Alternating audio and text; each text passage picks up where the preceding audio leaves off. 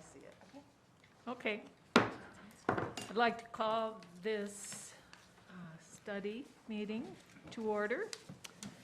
Welcome, all of you. Thanks for coming this morning. We'll move to the Pledge of Allegiance. Ladies, do you want to lead us with that? Let's start.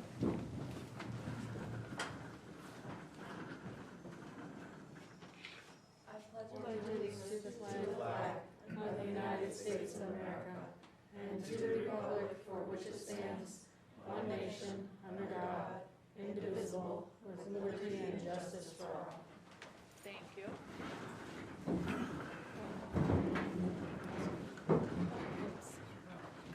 Next, we have the approval of the agenda, and as the chair, I am going to suggest that we move F and then E up to the beginning of our meeting. Mr. Binder is here to share some of that information with us, and I would like to send him back to his school.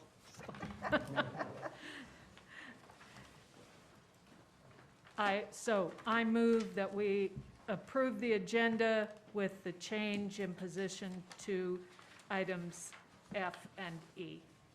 Is there a second? Second. All those in favor say aye. Aye. Opposed? Motion passes. All right. Mr. Binder, you want to tell us about middle school math? Absolutely. So I do have a few documents that I'll pass around if you grab one. I think there's 12. I didn't count 2, 4, 6. I think we'll be close to this.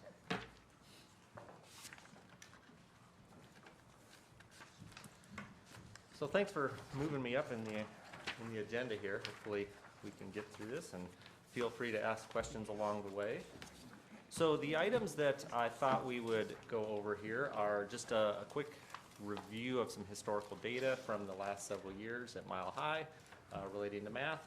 Look at some contributing factors that are that we've seen over the last couple of years, but more importantly, start looking at what we've been doing, and then what we've been doing over the last few years, and then what we're doing right now, along with results of those different actions.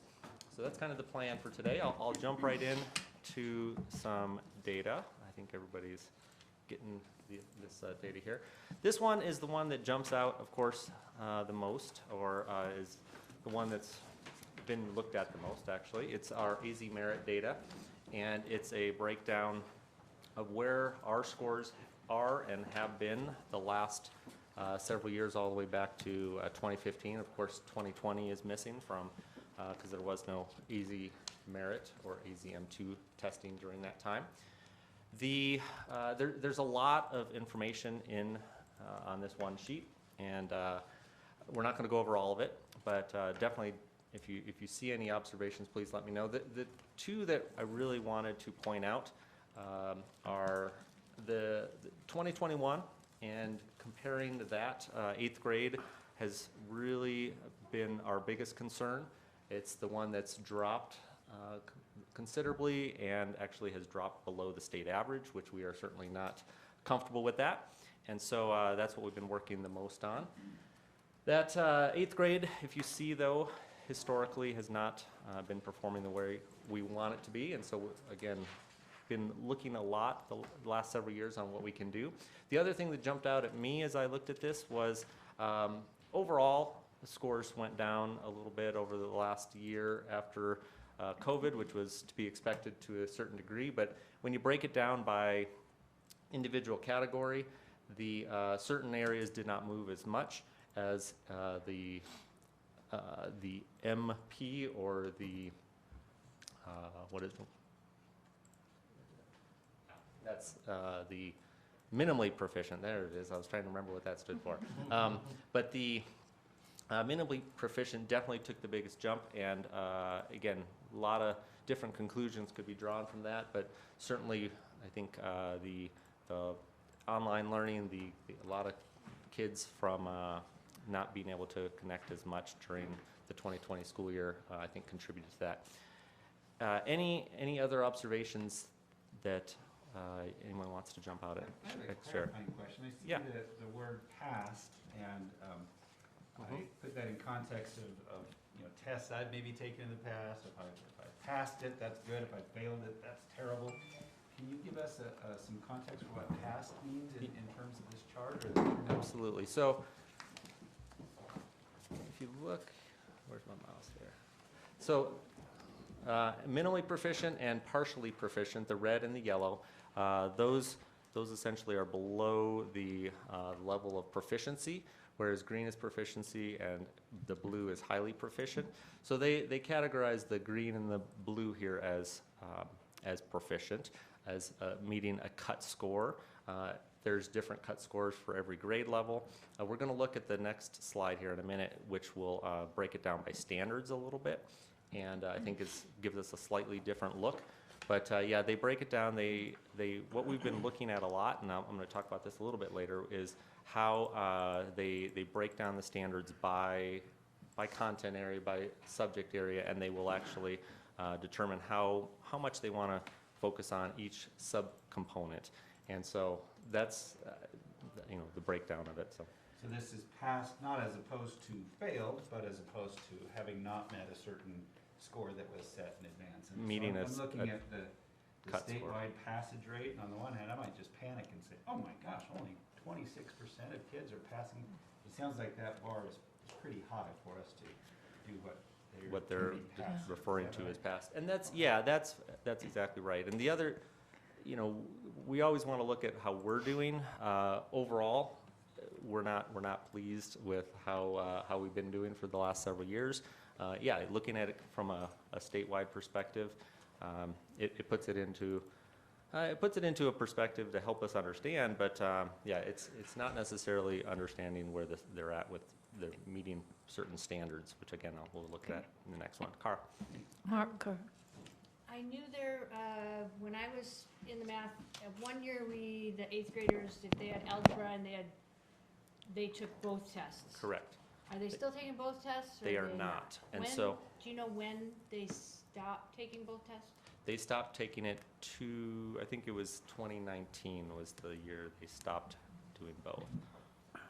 So if you remember, we had those algebra and geometry kids taking both. They took the algebra and the 8th grade, for example. Right. This year, or the last couple of years, they've only been doing the grade level test, and that's it. They don't take an algebra or a geometry test. Oh, okay.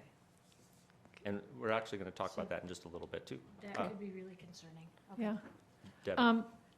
Andy, one of the things that parents particularly focus on is that passing rate. And, just from a general uninformed place, looking at 31% passing is makes you breathe hard. Absolutely.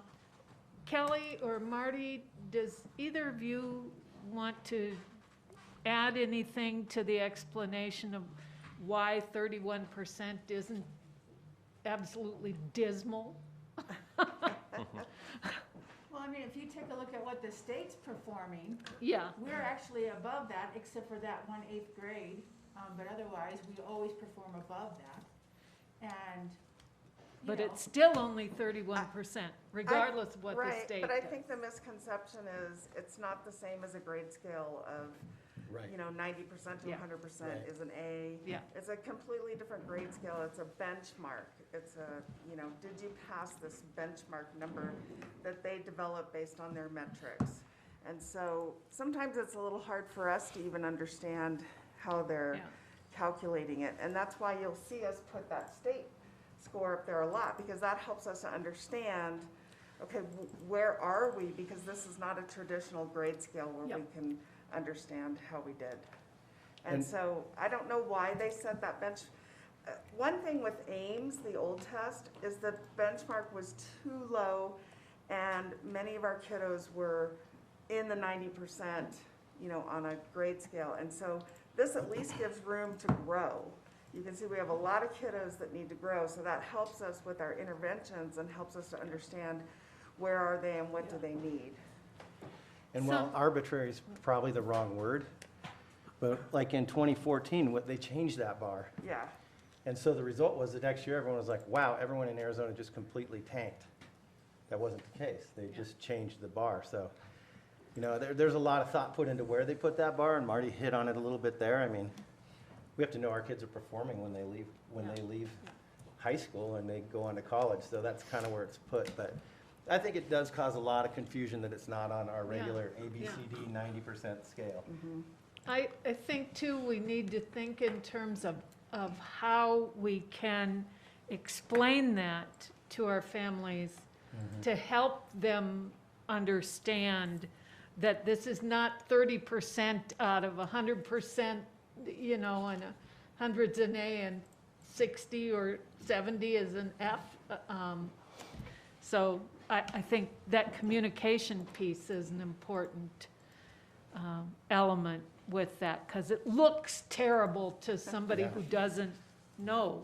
On the other hand, if, like you say, if you realize that a school who has 50% of their kids passing is outstanding. Yes, When you're at 36%, it doesn't sound like yeah, things are quite quite so as bad. dismal as you might Yep. expect, right? And that's, again, is a communication I piece. guess the worst thing I think is that we have a lot of kids that are minimally proficient. That means, Yep, I mean, that's like this mark and below. Like, they could get one question right. We just have too many in that MP category. If we could, I wouldn't mind the 31 if we had more yellows and greens, or yellows, but we have way too many red kids. Because that's from 0 to whatever that minimally standard is. Concerning. That's Yeah. concerning. Yeah, and that's, like I said, that's one thing that jumped out at And me it's as well. increasing. It increased a lot, and it increased both in our 7th grade and our 8th grade, both at our school and around the state. You can see that minimally proficient jumped significantly over the past year. One thing I'm curious about though is that MP as well as the percent passing is really low in 8th grade in 2016, 2017, and then it jumps up. So I was just curious if there's any thoughts on why those years were so low, and then what might have happened to bring it back up. Yes, we know exactly what happened there. Yeah. So what happened, and this is what Cara was talking about a little while ago, is for a while there, we've had, over the years, I'm going to talk about this in a little bit too, but over the years, we've had more and more students who have been moving, we've been putting them in kind of an accelerated pathway, and so they're taking algebra or geometry, or they're taking pre-algebra, which is an 8th grade class, when they're a 7th grader, so they're moving at a faster accelerated rate. But then when it comes time to take the AZ merit, they're being tested on something different. And so during those years, there was, well, we want to see where they're at. We're going to have them test in geometry or algebra. And then they were not testing in the 8th grade, so it really filtered all them out. Then we said, okay, we need to combine those kids, and that's what Cara was mentioning. We had both, they were taking 2 tests at that point, which improved the scores somewhat, but it also, there's also problems with that as well. So that was the biggest factor there. It kind of filtered out a lot of the students who were part of our 8th grade. We didn't realize that other districts were doing both tests. We thought we were just supposed to have our 8th graders do the algebra or the geometry that they were in, the high school class. And so as you can see, then we just had all our kiddos who weren't in those advanced classes taking that 8th grade test. And that's why it's so low, is we didn't have our high achieving kids taking that test. And algebra scores look pretty good. They looked great. Our algebra scores, yeah, were Right. okay, but I just want to comment on something Cara said, is that what we are seeing, you know, that minimal proficiency that has increased both in PUSD and at the state level, what we found is that this virtual learning format really was hard on our marginal kiddos. Our kiddos that were already really struggling, it just did not work for them. Our English language learners, they really needed that one-on-one in-person experience. Our kiddos already in intervention or already failing, virtual learning kind of increased that gap. Mhm. Yeah, I agree with you there, but I'm more concerned that in 7th grade, they were all around, our MPs are like the high 30s and the 40s. In 7th grade, but then they jump to the 60s, you know? Yeah. like, to 8th grade. It's that increase from 7th grade to 8th grade, even in all the years. Well, some of them are, but it just seems like a trend that But- somehow that 8th grade is not. Again, though, Carr, I think Andy alluded to this, but, you know, it's been a good 5, maybe 6 years that we started accelerating kids at Granite Mountain. And so they were getting those 8th grade standards, you know, being taught those standards at a very early time. Probably didn't get a lot of practice with it because they accelerate them so quickly. And so they don't return back to those standards until they get to 8th grade again, and they're supposed to remember that for the test. I mean, I remember Wesley having to refresh himself on geometry when he had to take that test because it'd been so long. He was worried he was gonna score low in geometry because it'd been years. I mean, some of that stuff just fades. And I have some data on that we're gonna look Yeah. at in just a couple slides from now. So I think, like, I feel like that's a big part of what's happening is that kids Yeah, that's a are good not point. remembering that. Yeah. Yep. Yeah, I don't we're know. definitely We've gonna talk had about that. some good discussion around, I And think, we I started kind there. of think math is cumulative, so they should be using those 8th grade skills even in algebra, and they should be using them in algebra 2 and in geometry. They should still be using them. They should be able to pass the test. right? But Kelly's point is, we whipped them through it super fast because they were in honors plus or honors whatever it is, and so they didn't get it. So they didn't get it. They didn't get it at the They rate didn't they should have. master it. Yeah, They're sometimes putting 2 years worth of curriculum into 1 year, and that covers a lot. so we're looking a lot So at that maybe data too. slowing them down. Yes. Yeah. So Thank you, I'll move on to, That was slide 1. that was slide 1. It's not click, oh, there we go. There you go. So this is some data from our Galileo assessments, and just as a quick refresher, Galileo is our district assessment tool that we test at a minimum 3 times a year, and take a little bit different approach. This particular slide is showing standards that have been mastered, and it also compares our scores to pre-COVID years. So looking at the numbers, there's a little bit of positive statistics here. It's showing that it didn't decrease as much as we were worried, at least initially. This is from last May compared to May of 2019. We saw, again, certainly the number of standards overall were low, lower than we'd like, but not necessarily lower than we were kind of afraid might be the case. So just take a look at that. Let me know if you see any observations that pop out at you.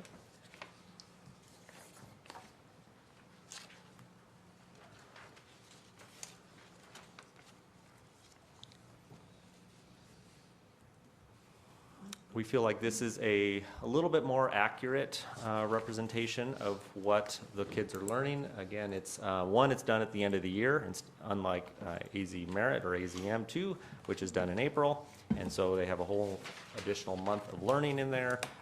It is more custom to the standards and addresses kind of a wider range. With AZ Merit, there's often just a couple questions per standard, and so we want to make sure that this is kind of more representative. Andy, I have a question. Given that kids missed a lot, well, missed some certainly last year, are we maybe moving at a slower rate and maybe haven't covered as many of the standards yet this year as we might ordinarily? Are you talking this year? Yeah. So right now, we use this data to kind of give us a starting point. I wouldn't say we're necessarily moving at a slower rate this year. I think what we've done Okay. is we looked at what they know and what they need to know, and highlighted the ones that were most essential, Okay. and have been focusing on those. I mean, we're moving along and making sure that everything we want to cover in one sense or another, but some we want to dig in a little deeper. Okay. Thank you.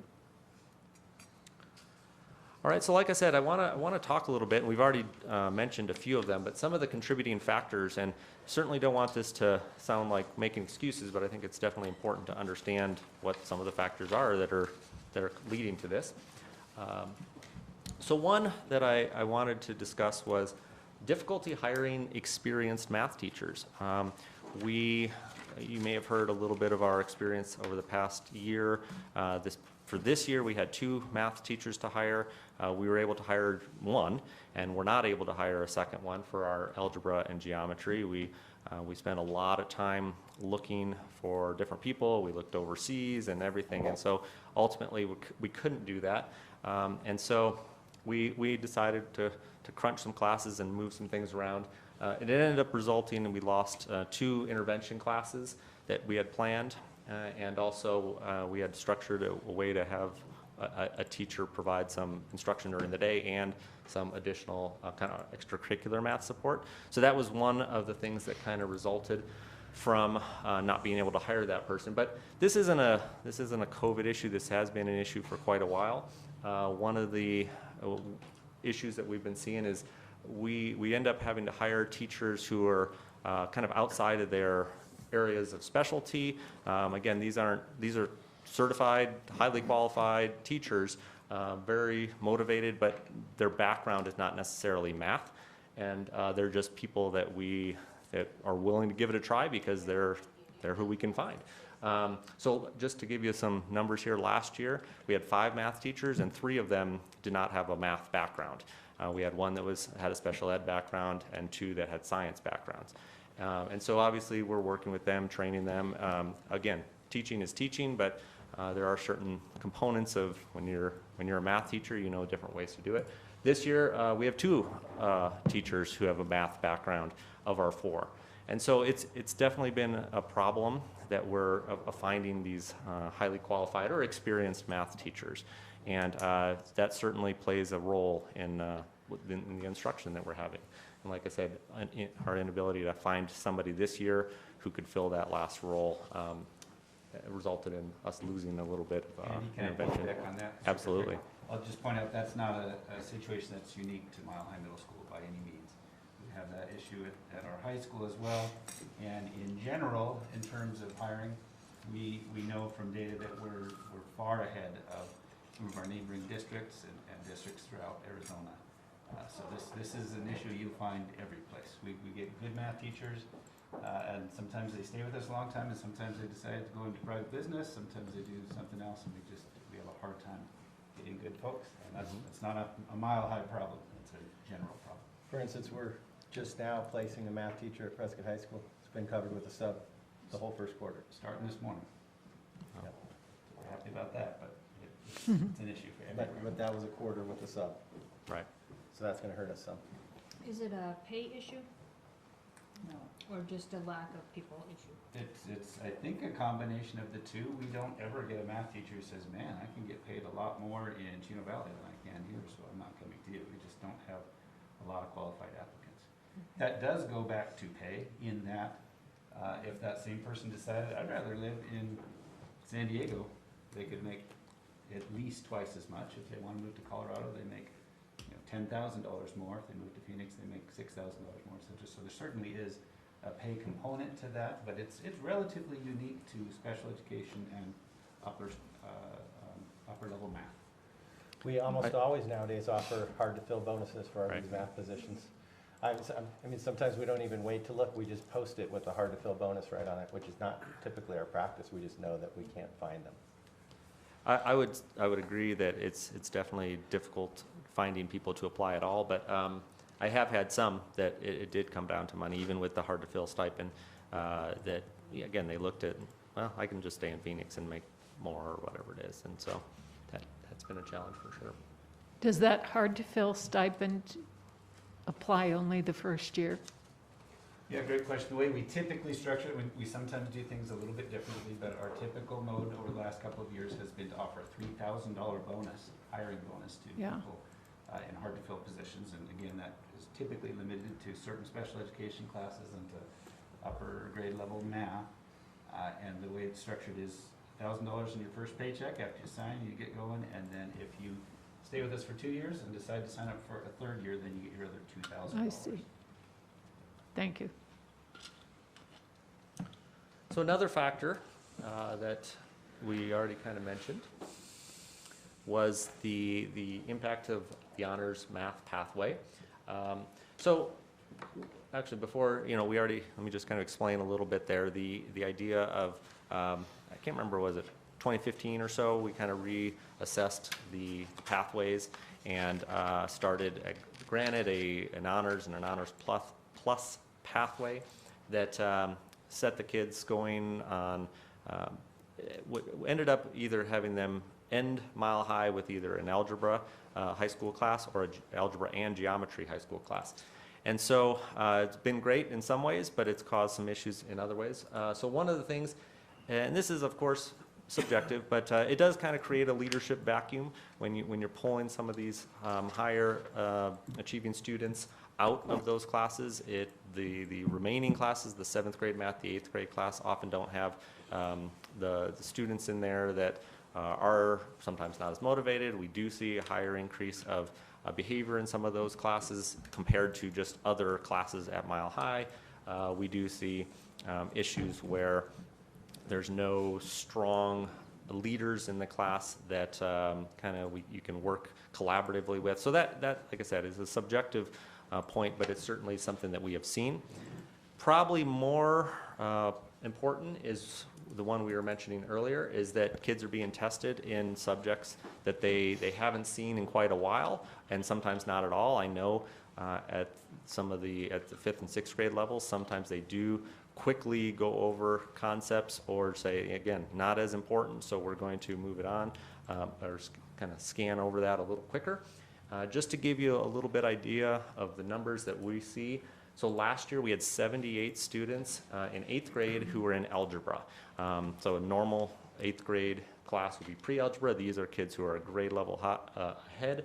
Of those 78, we had 40 not pass the 8th grade AZ merit. So again, these are 40 kids who we as a district said, we feel you're advanced enough, you should be a whole grade level ahead, but they couldn't pass the 8th grade AZ merit. Now, could they have if they had been looking at that content? I can't imagine that they wouldn't have.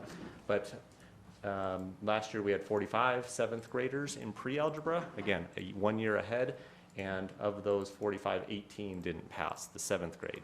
So what's that? 58 students not pass, going back to that first page we were looking at, 58 students not pass who, I think by all accounts, nobody doubts they should be passing if they were in a more appropriately placed, if they were in a 7th grade or in an 8th grade class, or if there had been more review, or if they had learned it a little bit more in depth at the point they were learning it. So definitely, we think a contributing factor there. So any comments or questions about that? Just a little history, when a charter school moved to town, we closed 2 schools because of that. And parents were loud and clear to us, you don't offer these things that these other schools offer, we're leaving. And so this was our response to that. But it's been 5 years, and people figured out we can do lots of the same that charter school can do, or those charter schools can do, and sometimes better. And a lot of people have come back, but we're definitely taking a look at this because of these issues. We've been talking to Ms. Brusso. We've had a few meetings with Andy and Ms. Brusso to say, all right, it's time to take a look at this, because data's telling us it's not working the way we thought it was. Right. All right. So these next 3, if you look at them, they, in a way they look like they're not connected, and they are each in their own an issue, but they also kind of overlap a little bit. So absenteeism is certainly an issue nationwide. It's an issue, I think, in a lot of schools. Overall, our attendance rate over the last several years averaged right around 92%, which isn't horrible.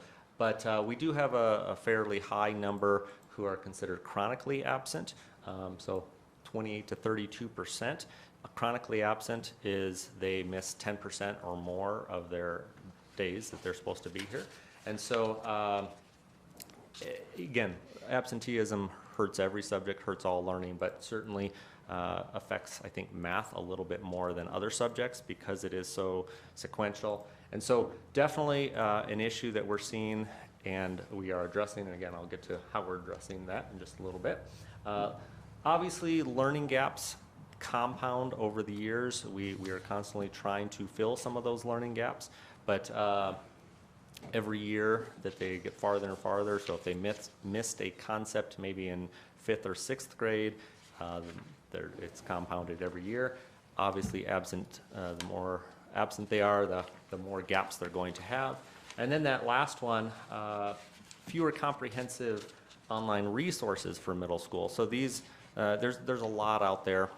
Some are real effective in some ways, but not as effective in others. I'm talking about things like Khan Academy, like MobiMax. There's a lot at the elementary levels. We've been looking for kind of these supplemental resources at the middle school level, and again, they are they're really strong in one area but not in another. I saw this a lot last year during online learning, where my own children at the elementary level were often assigned components that they could use as, again, as a little supplemental, or here's what I want you to work on, and then work on this, or use this resource for a little bit. There wasn't the equivalent at the middle school level. That is changing, which I'm really glad to see, but there haven't been those resources that for us. And so again, combine those all together, it's definitely been sometimes a challenge to fill those gaps, and especially if they're absent quite a bit. Andy, I don't think that we can emphasize enough the learning gaps that have compounded over the years is, I think, a big part of this. And you know, we don't really have systems in place to, like, what do we do with those kids who really never got those standards at that grade level, but we keep moving them on. Mm-hmm. And I know that in some Phoenix schools, they have recovery classes. So if a kid doesn't pass Algebra 1 first semester, then in second semester, they're taking Algebra 1 over again. Right. And so they have systems in place to recover that so that kids do eventually get what they need, because in math, you just can't move on unless you get the preliminary knowledge. So I think that's part of it, is that we don't really have the resources, as you said, and also the teachers to get kids where they need to be. Right, and you'll see a couple of things, a couple of the systems we've been trying to put in place, and we have the last couple of years, but it's been an issue. And again, back to the hiring is certainly a component. Like I said, we put in place, we were ready, all right, we know there's going to be these learning gaps, so we need these intervention classes. Well, we had to cut that in order to have the actual classes filled.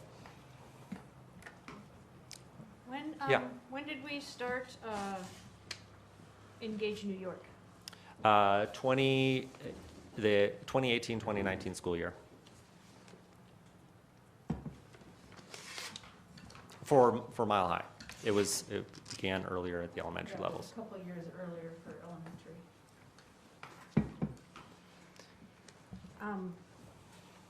Okay. Okay. And actually, I think that's one of the very next slides here. So yeah, actions taken. One of the things that we've been doing is obviously reviewing data, looking at lots of things. So the first couple things here are actions that have been taken over the last couple years. So the first one, as we just brought up, was we did go through the adoption process to find a new curriculum. That was the summer of 2018. That was in response to some of the numbers that you have in front of you that we saw were just not where we wanted them to be. We saw that there was a lot of variability from classroom to classroom, and so went through the process and decided on the Engage New York, or Eureka Math curriculum.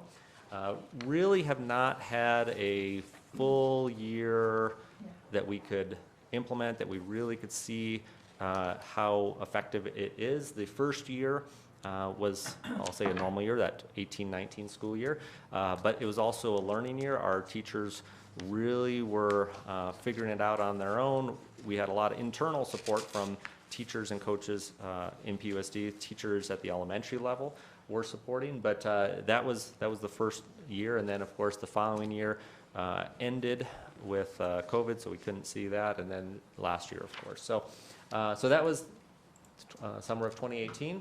We did send all of our math teachers to a 3-day math conference or a training to get a better understanding, really understand the why behind Engage New York and how it should be taught. That was very helpful. We kind of switching from the curriculum, we have one of the first steps we took going back to that honors pathway was we started with saying let's at least put in place a placement test that each of our students will complete to make sure they are appropriately placed in the right level if they are moving at this accelerated rate.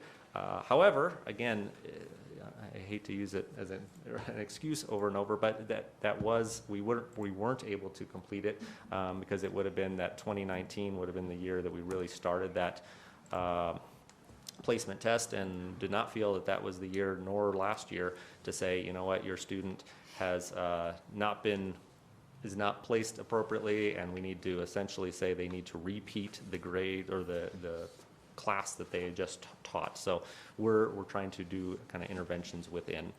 But we have started that process. We did also begin weekly job-alike meetings. We moved some teachers around so they, in the schedule, so we could meet with them more often, have them collaborate. Again, we saw a lot of variability from classroom to classroom, and we felt like this would really help them kind of work together and get on the same page, looking at the data that they're coming through, whether it's AZ Merit data or Galileo, or just their kind of in-class, more regular assessments. One of the things we did in fall of 2019 was we identified students who were on the bubble, looking at the data, really looking down at those cut scores, and realized we had quite a few. I can't remember if I put numbers here. Yeah, we had quite a few students who were just a couple points away, maybe like a question or difference on AZ Merit that would have been proficient if they had just gotten a little bit more. So we definitely highlighted those areas, worked with them a lot, examined their attendance records to see if it was an attendance issue that was causing a problem. We had them placed in math intervention classes. Again, at that time we had some going, and so let me tell you a little bit about the math intervention class that I just referenced. What we did is we looked at certain students. We moved our schedule around a little bit to create a homeroom class, where this is a 35-minute class period in the middle of the day that every student takes. And we made 5 of those math focused, and made sure that the teachers that were in those, that it wasn't just our math teachers who were teaching those. We found teachers who were really motivated to try some new things out, and so we put those 5 math intervention classes in place. We also created 2 full period intervention classes for students that we felt like had higher needs. And then, again, focused on the bubble kids. We focused on using data from Galileo to drive what they were covering in those classes. We did use Khan Academy at that time, and there was we created kind of an incentive to compete. We had the classes competing with each other. Kids, we definitely saw some good results as a result, but again, that was also the year that we didn't have AZ Merit at the end of the year, so we never saw exactly how they did, but we certainly saw results throughout the year as they were growing in those particular concept areas. Any questions on kind of some of the steps we've taken so far? Yeah. And this might, maybe not specifically to that, but Okay. what I'm hearing, and tell me if I'm wrong on this, is we're testing students at grade level as opposed to subject matter. And that is a requirement now, the Right. state requirement, yes. So I guess what bothers me about that is, are we seeing a reduction in the number of students moving on to AP Calculus and higher level math in high school now, as opposed to what we were seeing before? My concern is that we're getting students ahead, but they're testing back and not performing well on the test, which disincentivizes their hope to move further on in math. Mhm. And I know it's not something that we can change at a district level, but am I seeing this wrong? It feels like we move them ahead and then they test back and they don't do as well. And then that, to me, would be a discouraging point for those 7th and 8th graders to then think about going on to higher level math in high school and preparing them for future either career or college. I think you're seeing it exactly right, yeah. Now, we haven't surveyed the students to see what their emotional state is after seeing they Right. didn't do as well as they would have liked. They're 7th But- and 8th graders, I mean. Right. Their emotional state is like that. That's right. But we, like Joe mentioned, we are looking at this and not just where it starts, but also what is the process? What are, for the students who are moving ahead, what can we do within that framework, right? Can we make sure they're still covering some of the concepts of their grade level or reviewing, like Cara said too, a lot of the times it is spiraled, and so they are covering it, but it sometimes it's not, right? And so there's a lot of different ways to approach it, but I do think that's it, and we also want to make sure that we're moving kids forward with an end in mind, and because I know I don't know exactly all the options at the high school level, but I know sometimes they kind of get to a point where there's no more classes for Right. them to take, and so and that's not always a good thing. So. Yeah, just, it feels like we're caught, the state has put us in a position where it's a greyhound race. You're never gonna catch that rabbit in 7th and 8th grade. Right. Because we're trying to move them ahead, but then we're pushed back because you have to test in these subjects, but these students are a year past those subjects. Sometimes 2 years Yeah. past that, you're right. And I know it's a cumulative process, but when you haven't practiced that for a year or more, you're rusty. Absolutely. You know, I'm looking at the test questions that you have included in here. I can't do this. I mean, I don't do fractions. I mean, Calculator, you could do it with That's what calculator. everyone says. but it just, I mean, I just, we're never gonna catch that, I don't think, if this system is continued. You're right on the money, and just to complicate it, you know, and I say this as respectfully as possible, but this is where it gets tricky, and I can say this because it's not just Prescott, it's a national issue. There are parents who want their kids in that honors thing, and we have criteria to get in there, and they'll make sure they meet that criteria, but they may not be ready. So, I mean, that's the conundrum that we battled when that charter school came to town, and folks would just leave if we didn't have that option for them, so. But again, I think that's worked its course, and it goes back to, you know, what Deb was saying about really being able to communicate where that bar is or whatever that is, so people can understand how important it is for kids to get, you know, every bit of 8th grade math, not just a quick accelerated Right. piece to it, but. I understand the philosophy behind working with those bubble kids. However, what do we do for the kids who aren't on the bubble, who Yeah. are minimally proficient or whatever? I'm glad you know. you said that, because that's my next slide. So can I go into that? Glad to hear that. So again, that was, what's that, 1920. We identified these kids and decided to have them in these intervention classes. Well, we all know what happened and what the kind of year that was, and so we said, what are we going to do the next year? Are we going to focus on these bubble kids again? And I think we all said, well, we know every kid is going to have more gaps than they've had in the past, and the data is showing us that there's a lot of kids who are missing a lot. So we essentially opened it up to all students. So what we did is we created a school-wide math skills and intervention during homeroom.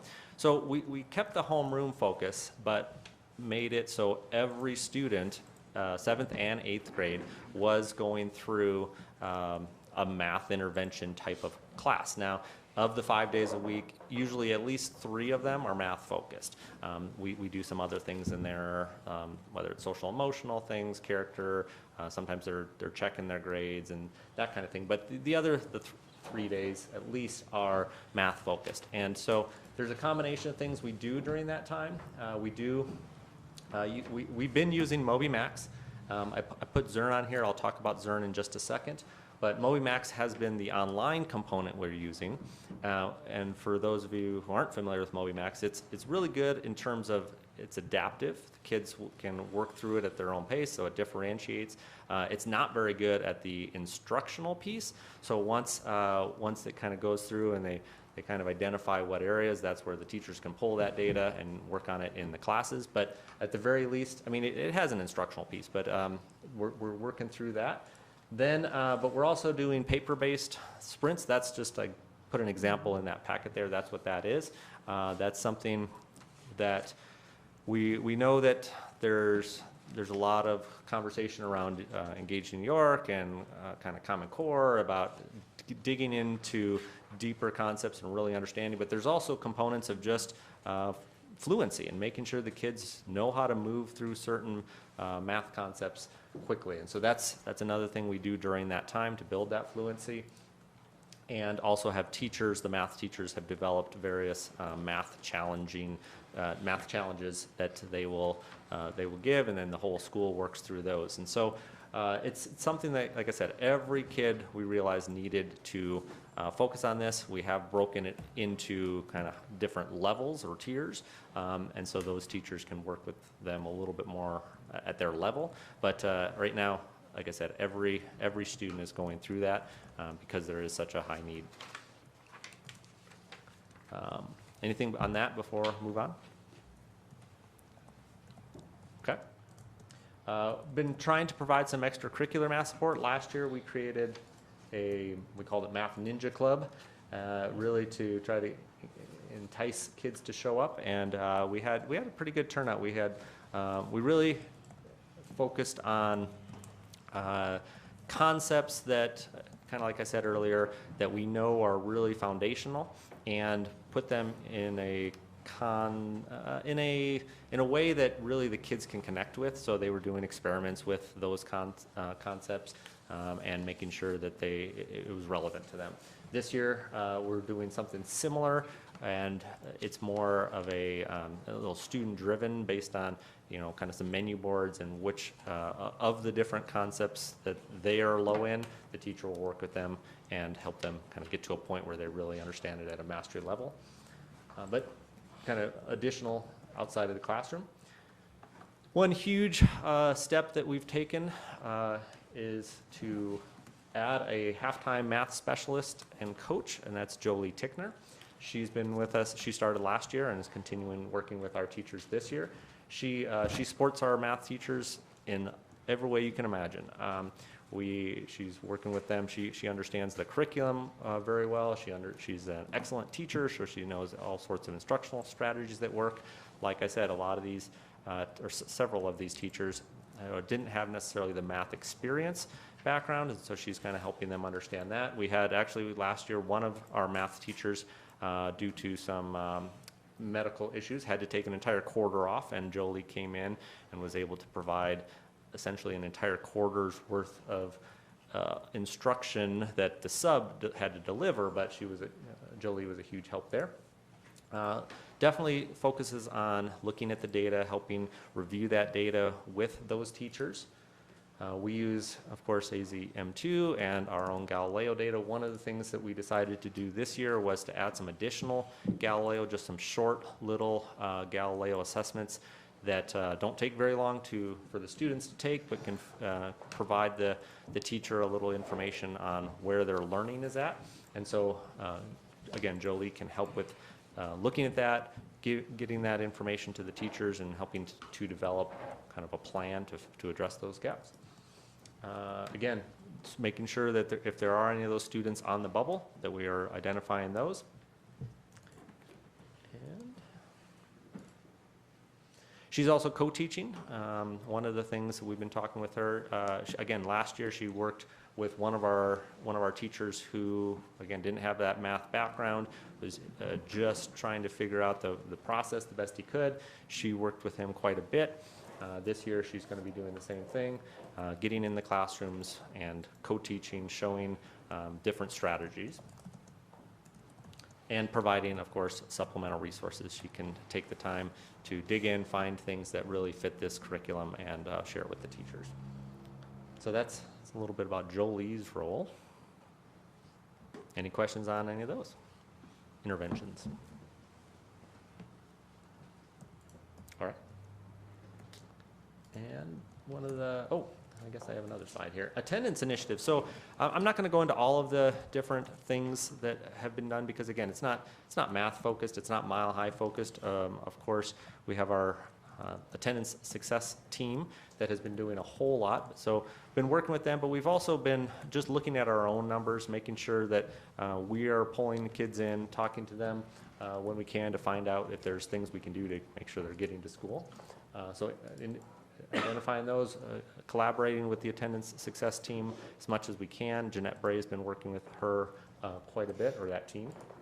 And also partnering with JPO or juvenile probation if it does get to that point, using kind of their leverage to kind of encourage kids to come to school or encourage families because often they, again, talk about the compounding factor. They've kind of often learned that there isn't really a consequence or a result from missing so many days of school, and JPO can often encourage them to show up a little bit more. So we've been doing that.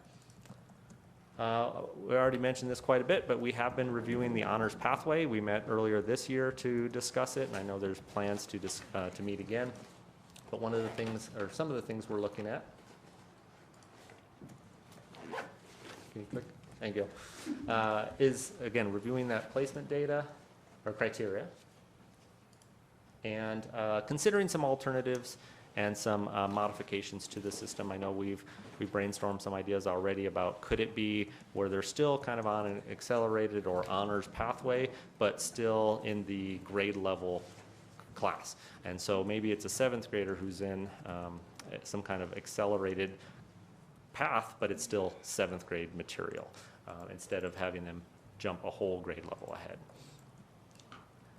One thing we're really excited about is, I mentioned earlier, Zern is, over the years, has been, I think, fairly popular program amongst our elementary teachers for math. It hasn't been an option for our middle school levels. Well, Zern is piloting a middle level curriculum and or program, and our teachers, we jumped in, and we're going to join in on this pilot program.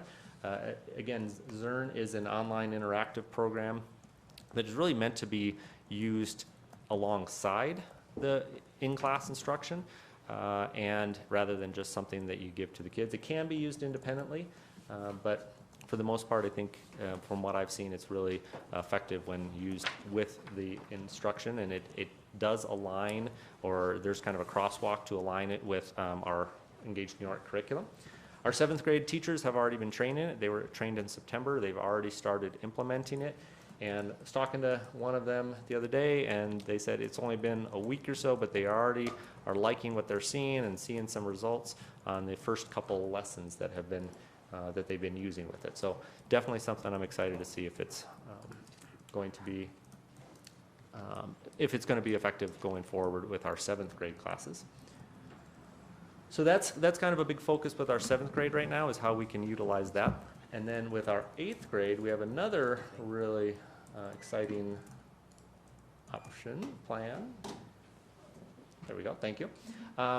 It's our Math Momentum Grant. This is a partnership that we have with ASU. We just started it. We really kind of, I think, got lucky. Kelly met with one of them at a conference somewhere, and they commented that they really wanted to get some additional rural schools in this program, and so we said yes please, and we've been talking with them and putting the plan together. But what it offers us is they will provide 2 certified teachers to join our 8th grade. They're going to join us virtually. Right now, they're going to be joining us just once a week, but there'll be one for each of our 8th grade teachers. They will help to co-teach, and it's really up to us to develop what that co-teaching looks like. Right now, we're kind of looking at a plan to have, using the data that we've been collecting with those mini Galileo assessments, determining which kids, which gaps we want to fill, which learning targets we want to focus on, and having, breaking the kids into kind of an intervention group and an enrichment group. We're talking about do we want the ASU teacher to be focusing with the intervention or with the enrichment? I think we're going to actually start with enrichment and have our teachers work with intervention at first, just to kind of build that excitement. The kids get to don't feel like it's a punishment of some sort, and then kind of switch back and forth to keep all kids involved. But that's kind of the plan right now, to create this weekly check-in intervention within the class. The grant also pays for a success coach, which I kind of see like what Jolie's role was, to be checking in with kids, looking at the data to help guide some direction on certain goals. Like I said, it's very data driven. They provide professional development on all sorts of different strategies. Right now, we're asking Jolie to be a part of this, and so there'll be, at least on those days, up to 3 teachers in the room, all working with the kids in different ways. Right now, it's once a week, but there is opportunities to expand it if it works with our systems, to have them in there even more than once a week. And there's a 1-year commitment on it, so we'll be with them, working with them this year. And if it's working well, we have this up to 3 years, this partnership. So this is definitely something that is just getting started. Been meeting with them several times now. If nothing else, I think it's going to really help all our teachers really have some time to think about look at the data more consistently, looking at how they can be working on the standards they just taught, and how they can provide any intervention that might be needed. So, any questions on our Math Momentum partnership?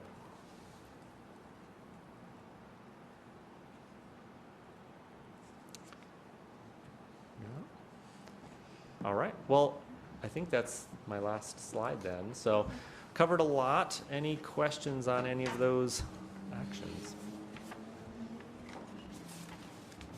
Thank you. I have a question, but I have a comment. I don't know how much more a school could do to address the data that they see. It's amazing what you guys are doing.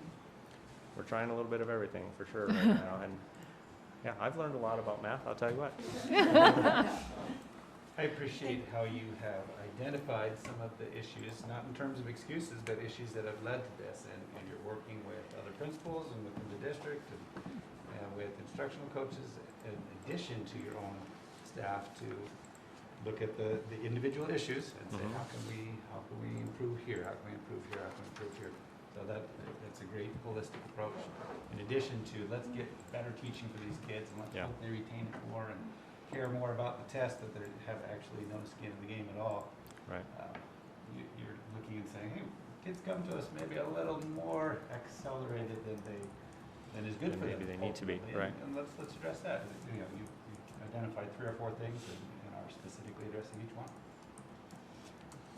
Yeah, I think it was a really good presentation for me to see, and I appreciate that balance of the issues and then what actions and interventions are in response to some of those issues. The issue that stood out to me the most is just the hard to hire situation for experienced math teachers. And I think that the Math Momentum Grant addresses that a little bit, just because it's bringing in additional support for teachers.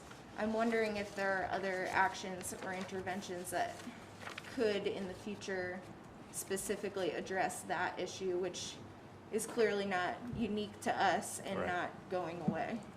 Absolutely, yeah, and I think that's why ADE is helping to fund this, because they realize that we're not alone in not being able to find teachers, and we're not using it in this way, but I think the grant is offering for those schools that cannot find any teacher at all a way to at least provide some qualified teachers in the classroom, even if it's just virtually. Is there anything else we could do on a district level? The other thing we're talking about at the elementary level, I don't know if Andy's been in on these conversations, but we're realizing there's so many gaps in those kids' skills are compounding, and but hiring more math interventionists. There aren't as many math interventionists as there are reading, and yet there's just as much of a need. So that's something that we've been talking a lot about, is getting people to pull some of those kids out or push in and help those kids in smaller groups. So that's something that's been coming up a lot.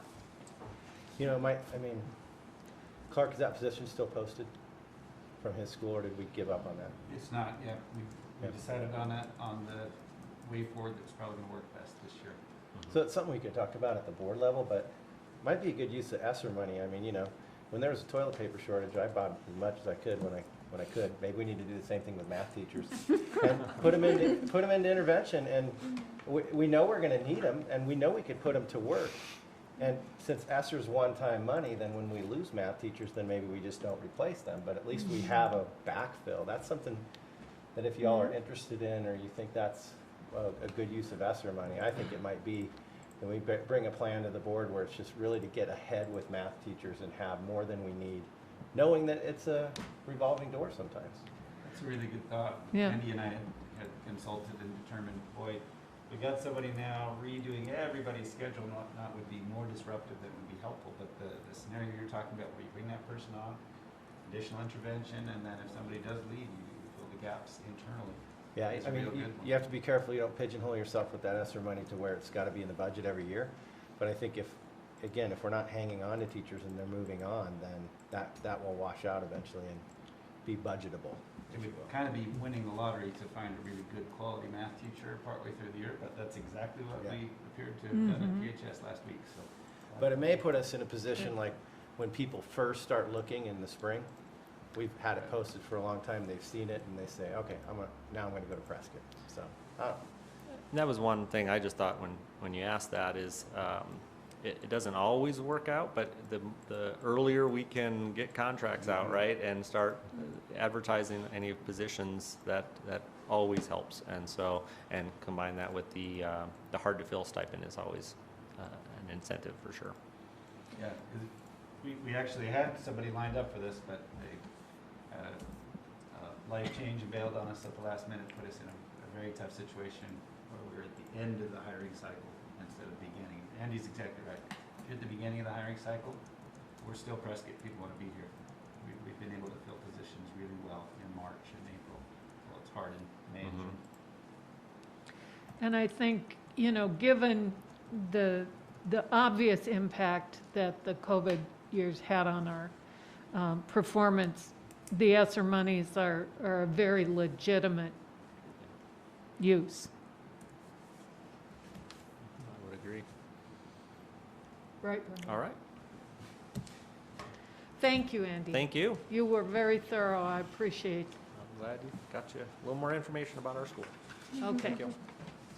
We will move on to the next item, which is discussing how the district addresses controversial topics with parents in the community. We know that in our community, in our state, in our country, and frankly, in the world, there are lots of controversial issues right now where there are strong opinions on both sides of those issues. And a lot of those issues directly impact the schools. And so I think this is a really important topic for us to discuss. Joe, do you have things you'd like to talk about with this to start with? I'll just say in general, this is a national issue, it's a trend. And there are several issues, and I'd like to hear from the board what you're hearing out there too. But we've gotten a lot of support with it. Across the state, across the nation, there's a lot of literature coming out in terms of how to handle this sort of predetermined argument where people are coming in and they're using the words CRT or critical race theory. That's one of the major issues we've dealt with. So we've distributed a lot of literature to our staff. There's been some professional development, and I'll let Kelly speak to that. And that's why I asked Andy to stick around too, because it's probably been, Andy's probably dealt with it the most, people questioning his curriculum and that type of thing. And hey, we're a public entity, so people can and should question our curriculum. But the CRT thing's tricky, even to the level where Saturday Night Live's making fun of it now. But it is a national issue, and it's tricky that people are using that and creating their own definitions of what it is. From everything we can understand, it's a piece of a college law class, and that's been taken out of context to say that we're indoctrinating kids or we're Teachers are going off-road and doing their own thing, but bottom line is we follow the state standards. And the other piece too, I mean, sometimes teachers do go off-road. Now we put a lot of things in place to make sure that we have less variability in our schools. I would say in the last 10 years, we've really lined up our curriculum, and we expect people to follow that. If and when they don't, we have evaluation processes in place. If and when they don't, there are checks and balances in terms of us investigating and looking into that. I have to say that hasn't happened. We haven't had issues where our teachers were taking their own opinions and that type of thing. In fact, so the training in this last year has been to reiterate that and say, this is not about your own opinion, and you have to be very careful in how you do that, and you have to be very careful, and we want to hear kids' opinions. We want to get, controversial topics have always been one of the best ways to engage kids. But this is tricky, and we put a few things in place. And Kelly, if you want to just speak to some of the things that we've done just this year specific to this particular, and I'll call it an attack that's happening across the nation. Right, well, one of the things that our Arizona Department of Education Social Studies Department has been very supportive. They created a document that's basically guidelines for social studies and how to teach their standards. And let me just give you a couple of examples. One of the guidelines says, make sure you stick to your curriculum standards and plan lessons. And another one was be nonpartisan, which I feel like our social studies teachers do as much as possible. Evaluate your resources. Make sure that you're aware if there's any biases within the resources that you're using. And then they say, use a resource list and ADE resource documents. So a lot of our teachers do that. And one of the ones they use is the iCivics.org. And that's one of the resources that some of our parents have had issue with, but yet ADE endorses it. And if you look at it in complete context and you don't take things out of context, it is very factually based. And so... Well, and it was Sandra Day O'Connor's baby. Yep. So when that first came out, she was actually the one promoting it.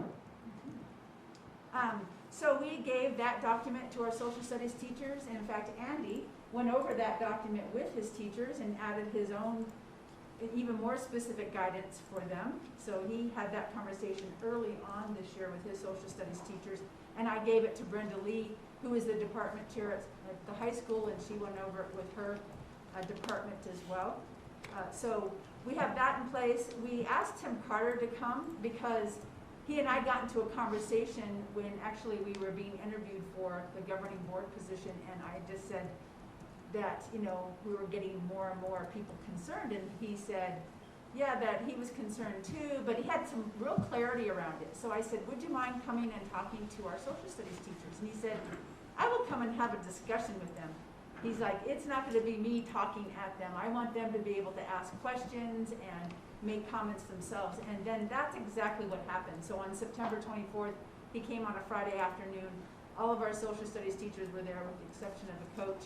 And we had a great discussion.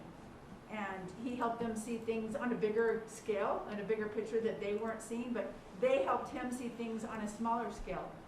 And really, they were a little confused because they teach the standards. So they really weren't sure why this is all coming up when they haven't taught anything different than they have for years. In fact, our social studies textbook is quite old, but it has the factual documents. They use a lot of primary documents.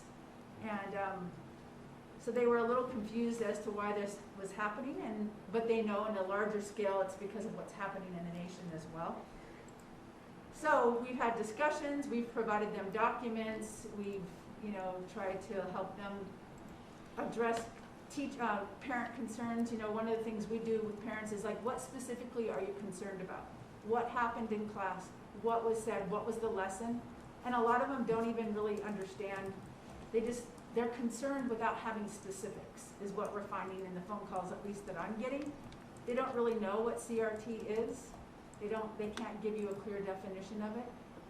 But something that they hear that their kid says, or they see a little worksheet, they glom onto that and immediately get alarmed by it. And they don't ask for context from the teacher. And so we're trying to encourage teachers to make sure they give kids and parents the context in which that they're teaching these lessons. So I would say that our district hasn't changed. We are very standards-based. They have an outline of the standards of what they're supposed to teach and when. We're very transparent about the resources we use. And we're just gonna try to be very patient and answer any specific questions that parents have about what's being taught. We've had a lot of, I wouldn't even say a lot, we've had general concerns from people who are not even in our community. Right. And we address those. Marty's addressed a lot of those. I know some of those have come to the board. But typically if there are students in our families, we do it like we do anything else. We try to handle it at the classroom level first and have the teacher explain what their curriculum is and why they're doing it. And then, you know, if the parent still has concerns, and that's why I asked Andy to say, because he's the only principal that's dealt with it really directly this year, then they meet with the principal. And then some of them may continue to still have concerns, even though they've kind of went through that route. And then Marty's talked to a few of those, and I've talked to a few of those. But there's really only been one or two at Mile High Middle School, and I don't think anywhere else. But I know it's a general concern in the public. And so, again, we need to get out in front and communicate how we can. And I know board members are hearing about it. And so that's why it's on the agenda, so we can talk about how we all address it best. I recognize that in this particular instance, the social studies teachers are the ones most likely to encounter this. But they're not the only classes where things related to this may come up. What have we done with or for the rest of our staff to try to prepare them? Those same documents have gone out through principals. We've probably had 10 hours of discussion with principals about this, and then how to go back and make sure your school's prepared. And so those principals have talked to their staffs and, you know, and just in preparation for this. And again, like I say, luckily most of them have not had to deal with it. But you're right, even at the elementary level, they teach social studies. Yeah. And so it is a district-wide issue. And when would our social studies curriculum be likely to come up for review? Well, and I think I mentioned this before, and one of the reasons we haven't made it a priority is that there hasn't been a whole lot out there. Our standards are very new, and so when we started looking right away, okay, what can we use? There was nothing.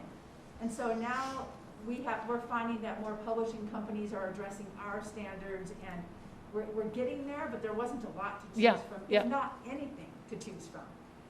So next year we'll be looking closely at starting that process of reviewing what is available, and if we feel like there's enough, then social studies and science are online, but we won't be able to adopt them both. I think science might be more of a priority because we get tested in science. Yeah. And again, our teachers don't have a whole lot to teach with other than what the state is providing us, and we are taking full advantage of that. But when we do, 2 years. when we do the curriculum adoption processes, at that point, parents have an opportunity to have input into We have parents on the committee, all of our adoption committees. Yeah. We're starting an application process for that. And then we do the 60-day review where they can give us all the input, and we take that, and as a committee, we look at that input carefully. We will probably be surveying parents as well when we go to adopt to find out what they want for their kids. So they get a lot of opportunities for input. Okay. Would it be helpful for Mr. Binder to kind of just summarize my his next. experience? Yeah.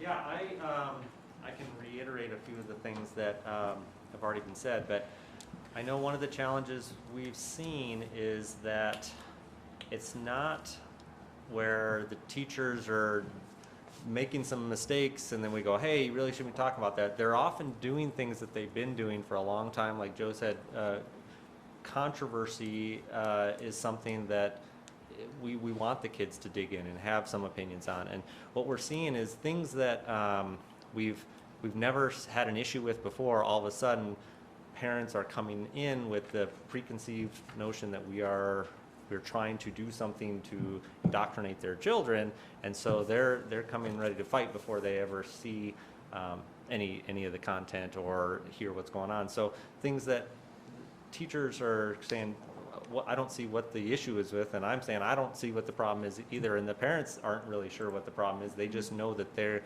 it's something controversial, And so they're assuming the worst, rather than saying, well, what was covered here.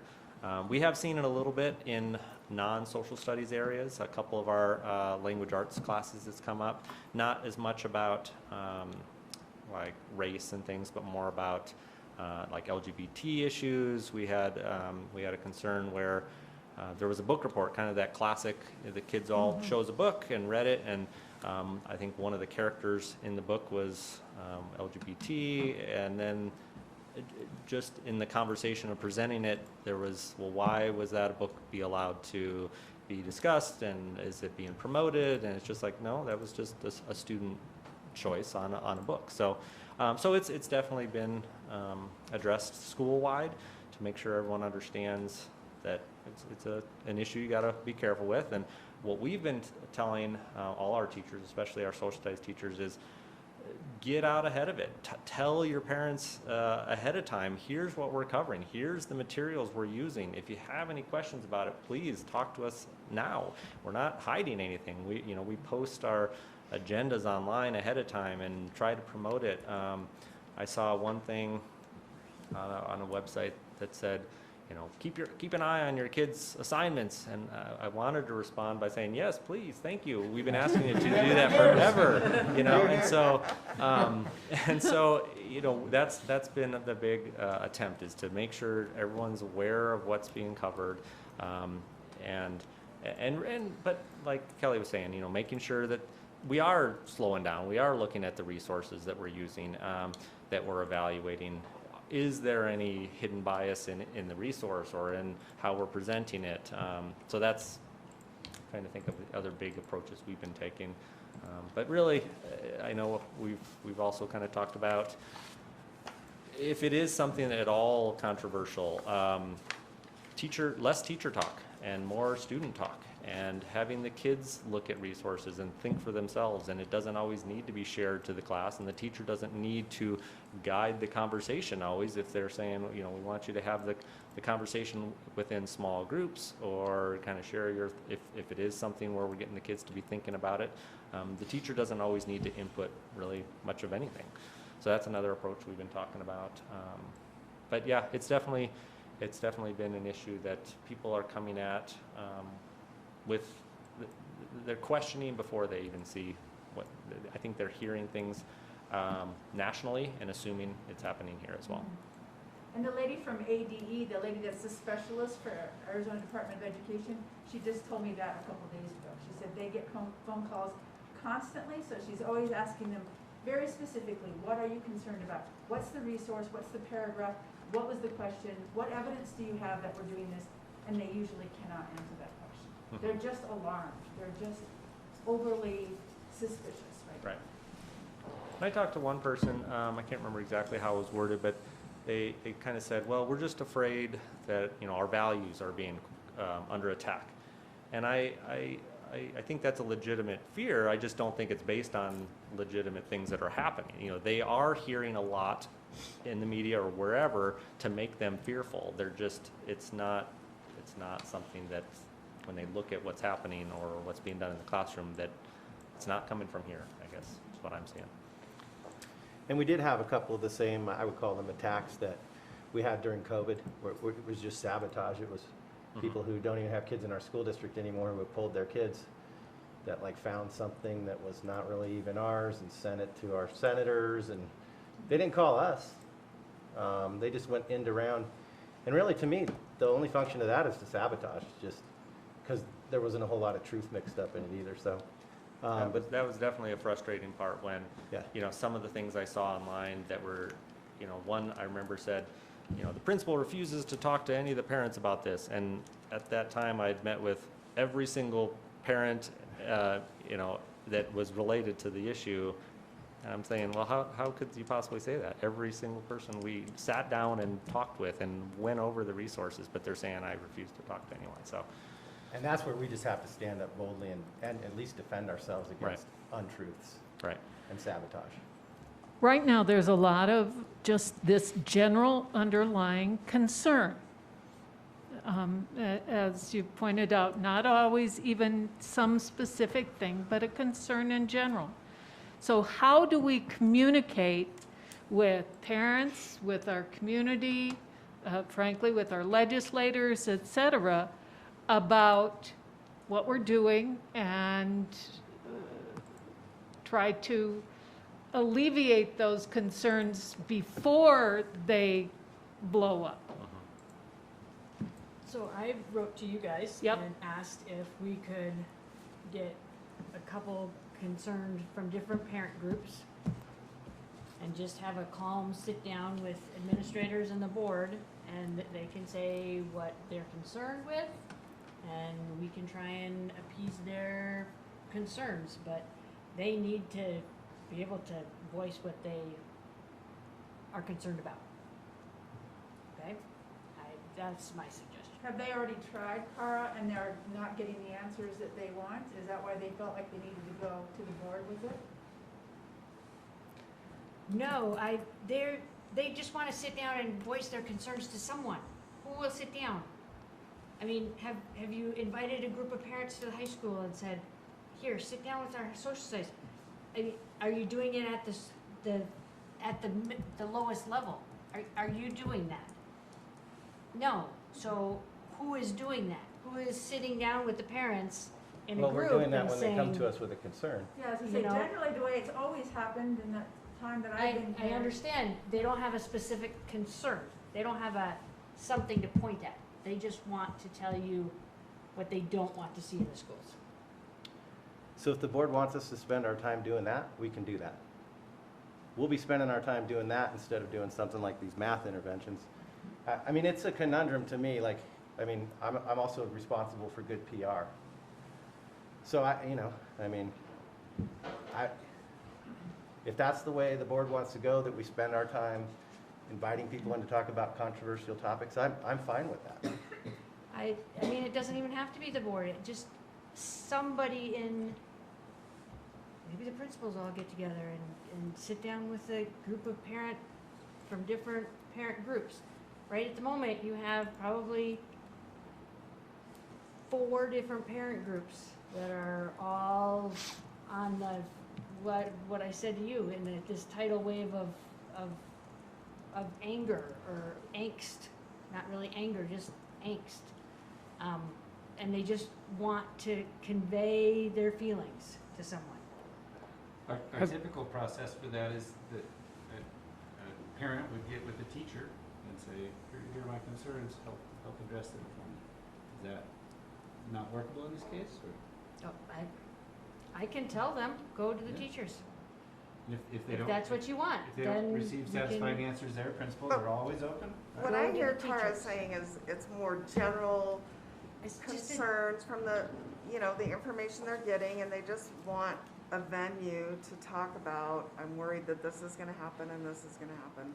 It's not like I'm worried about this one assignment. That's what I'm hearing you Yeah. say. Yes. Yeah, That it's general concerns It's just and, general concern that they want to be able to guide in where the school is going. and are these parents not just community members with no tie to the school? Or? They're just in different parent groups. There's probably parent groups of, I would guess that they're not all have children in school. They're just groups of parents that are concerned, but they're groups that are gaining power, okay? And they just need to be able to sit down and just calmly guide the school. They want to have some kind of input into where the school is going. So they want to guide our future. I'm just trying to understand. Yes, they want to guide the path that you're going on.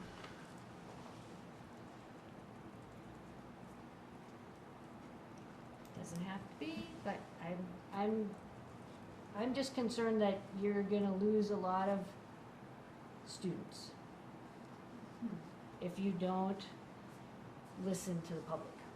Where would they go? Yeah, where would this take place? Where would they go? Yeah, Private schools, online, homeschool, charter schools, any place that will listen, but mostly homeschooling. They're gonna go.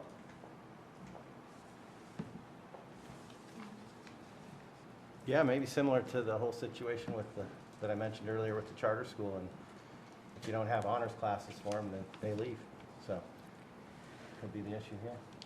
If you recall, when we were working on our board goals, one of the things that I suggested was this sort of listening event or whatever. So we contacted both our lawyer and Tim Carter, and these were the responses that we got from them on that. First, our lawyer said, "I'm not quite sure exactly what Ms. Dillon is envisioning. What really triggers the open meeting law is when a quorum of board members communicate with each other on a matter of district business or concern outside of a properly noticed meeting.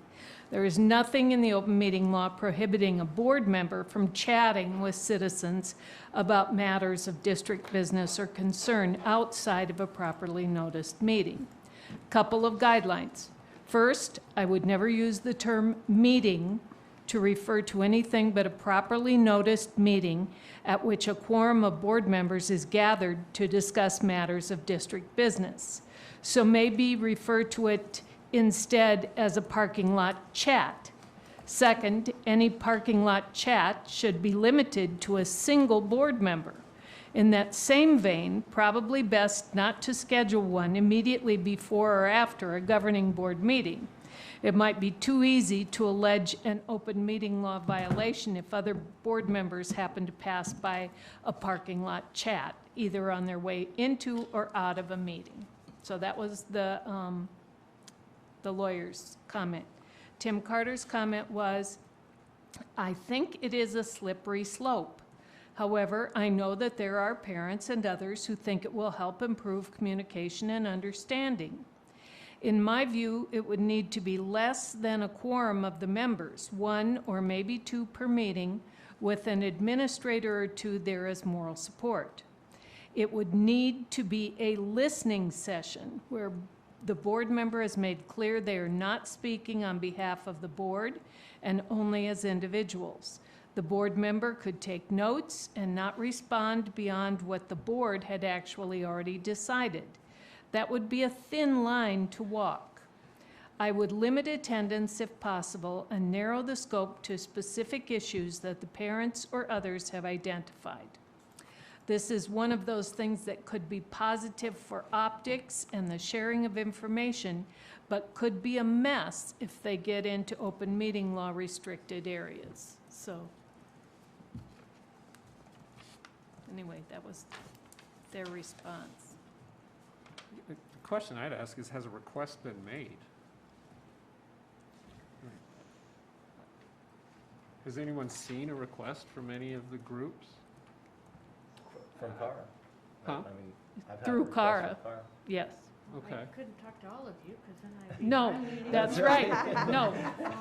Cara contacted Especially Joe in the and I. parking lot. But I do know that some parents send a message to Joe, or I've had a friend of mine who's not even, I don't even think he has children in the district, that's asked me to sit down with him and talk about issues. If a request isn't made, then how do we know Yeah. what's going on? Yeah. So, Well, I mean, then. But it's this just- request it's just has getting been into made town halls, but through Cara. okay.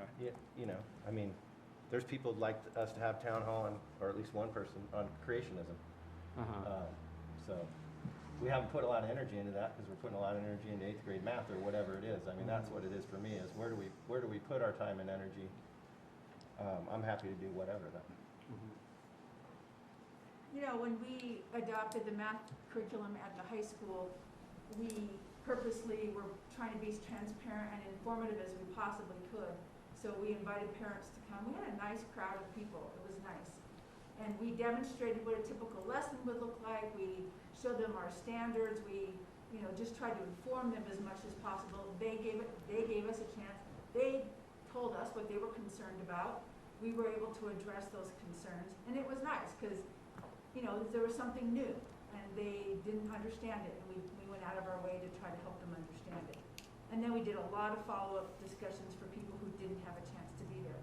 So if this is that kind of thing where they want to know being taught specifically, and they want to be informed about what's happening in our schools, that's great. And then if they have concerns around it because we haven't answered that, then fine. We can have a social studies curriculum information night.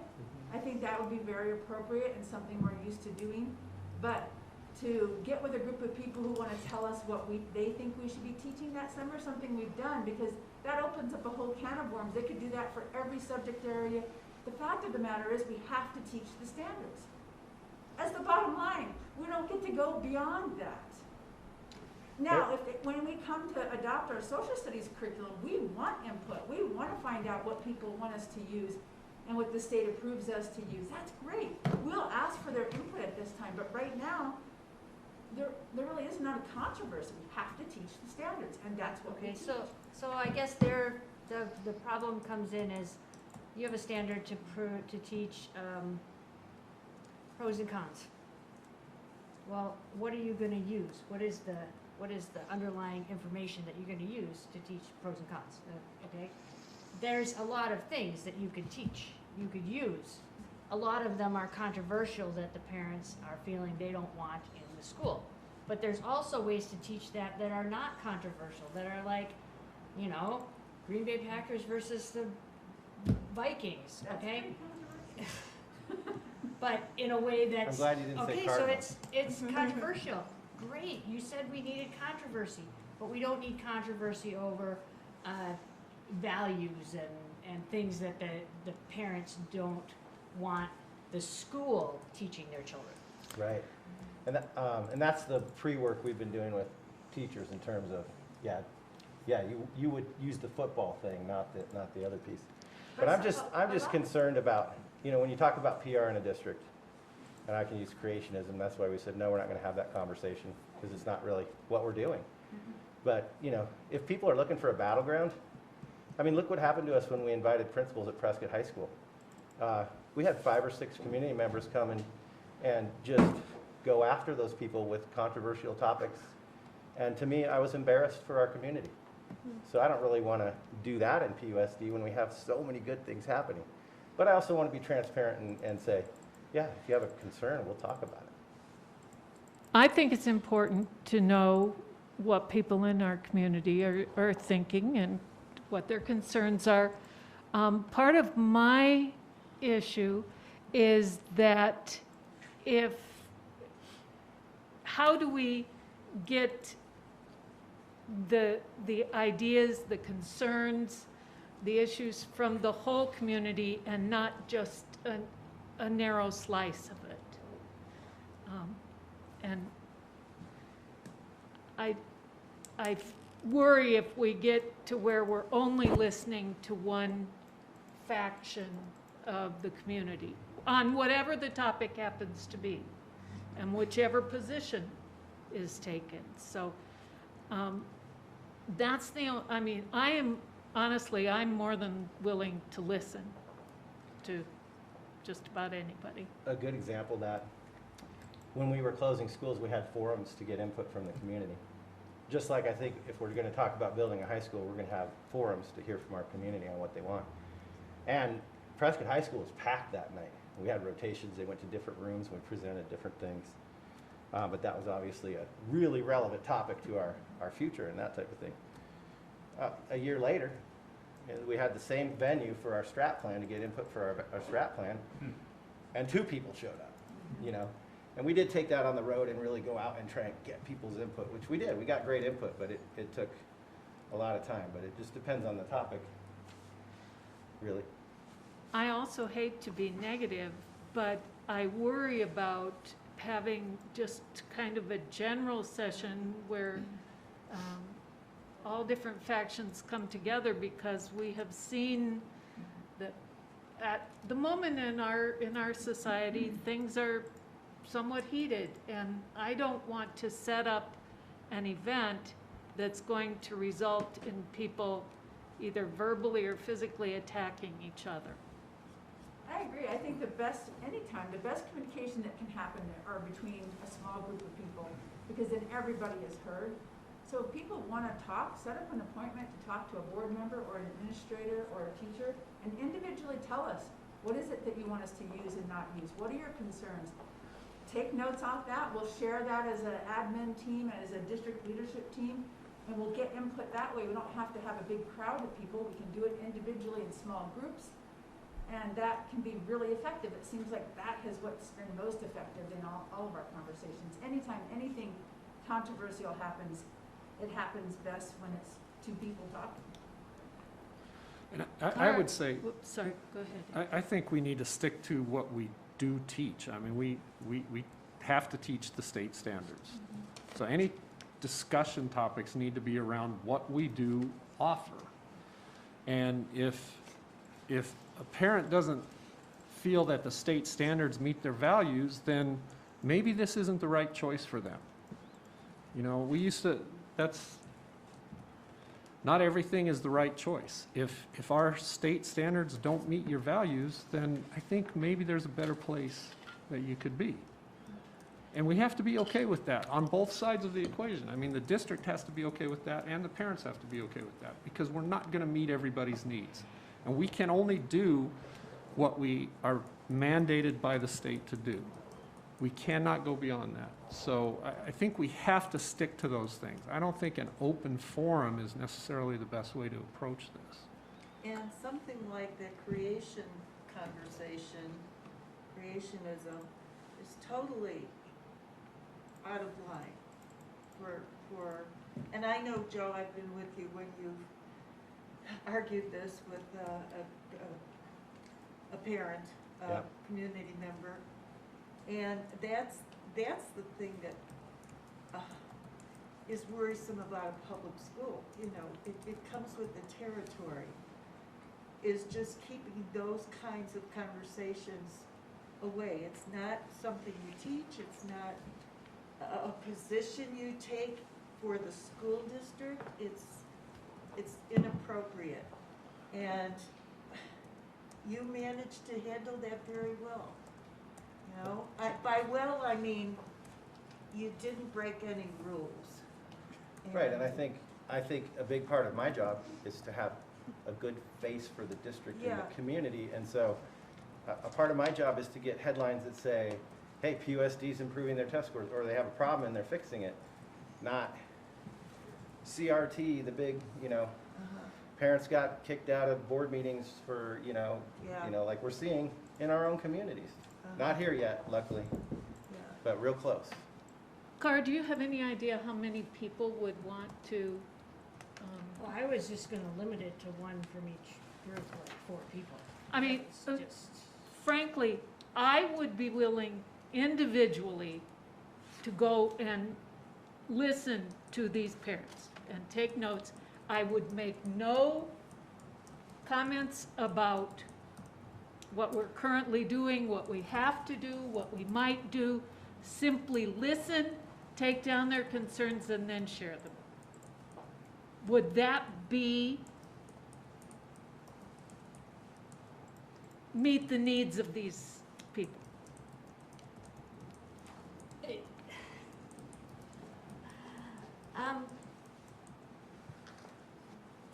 the problem is they can tell you all they want, but you just stated that you have no authority to input anything. No, but I can bring their concerns to the board, And yes, and the board has power to do some things, but we can't change the state curriculums or whatever, but so it's pretty much just a moot point.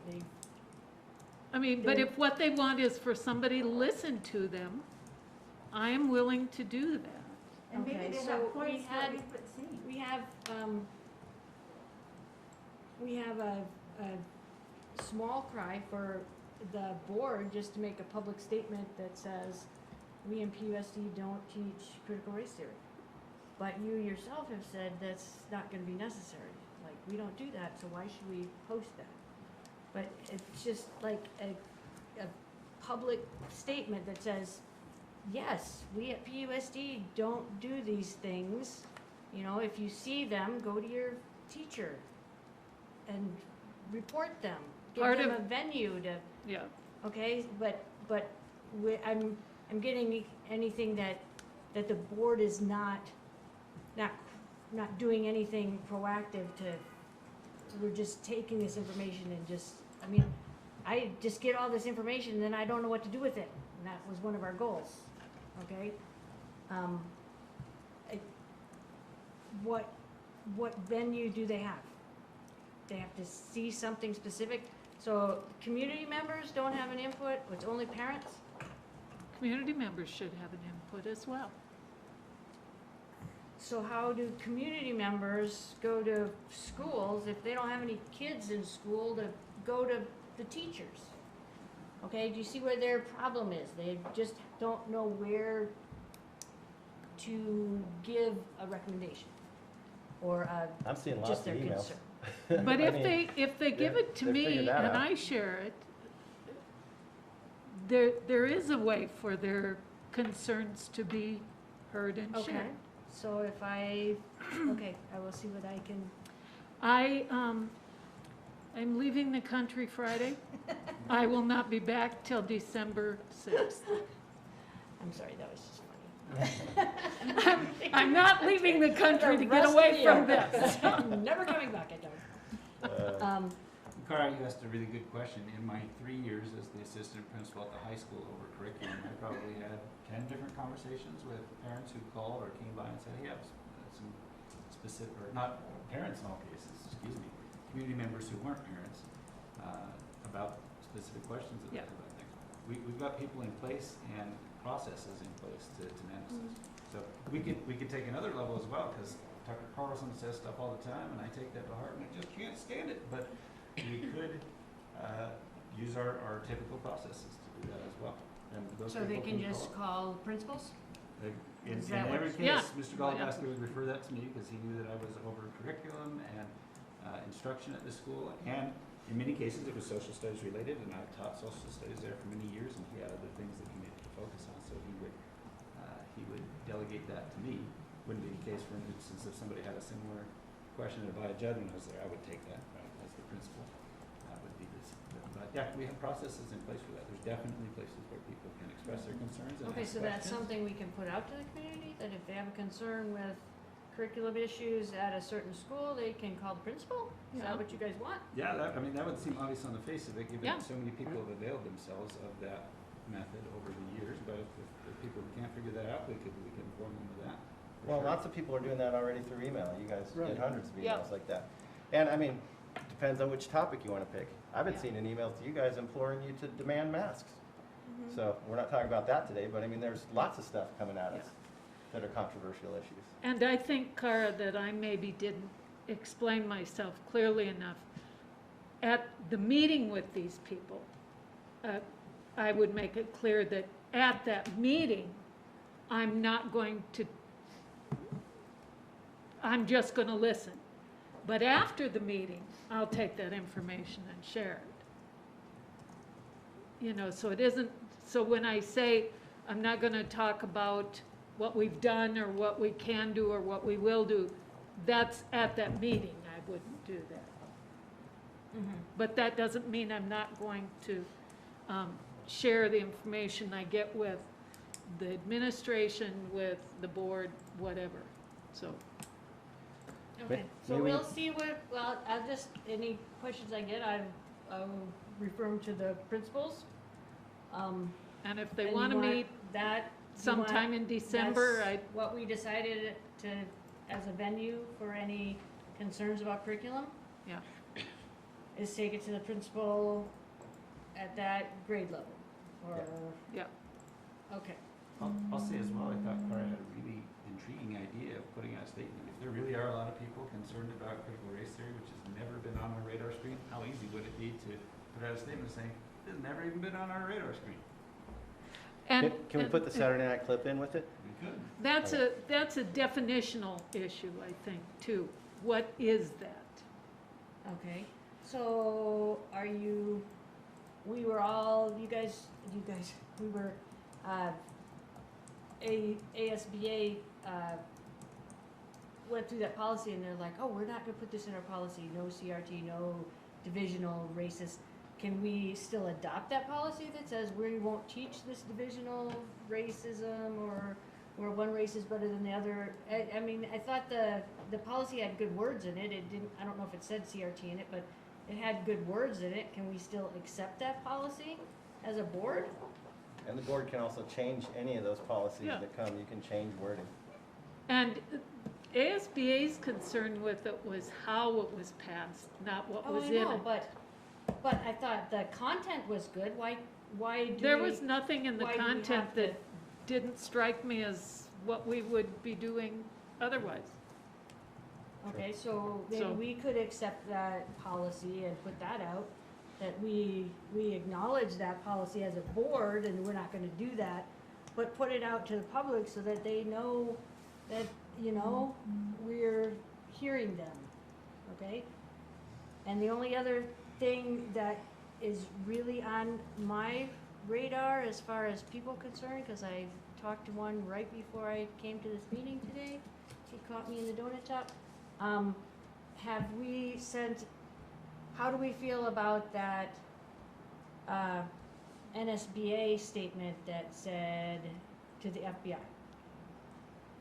I feel like we should put a statement out that says we do not condone that statement or whatever, however you do that, we're not, don't think the parents are white supremacists and whatever.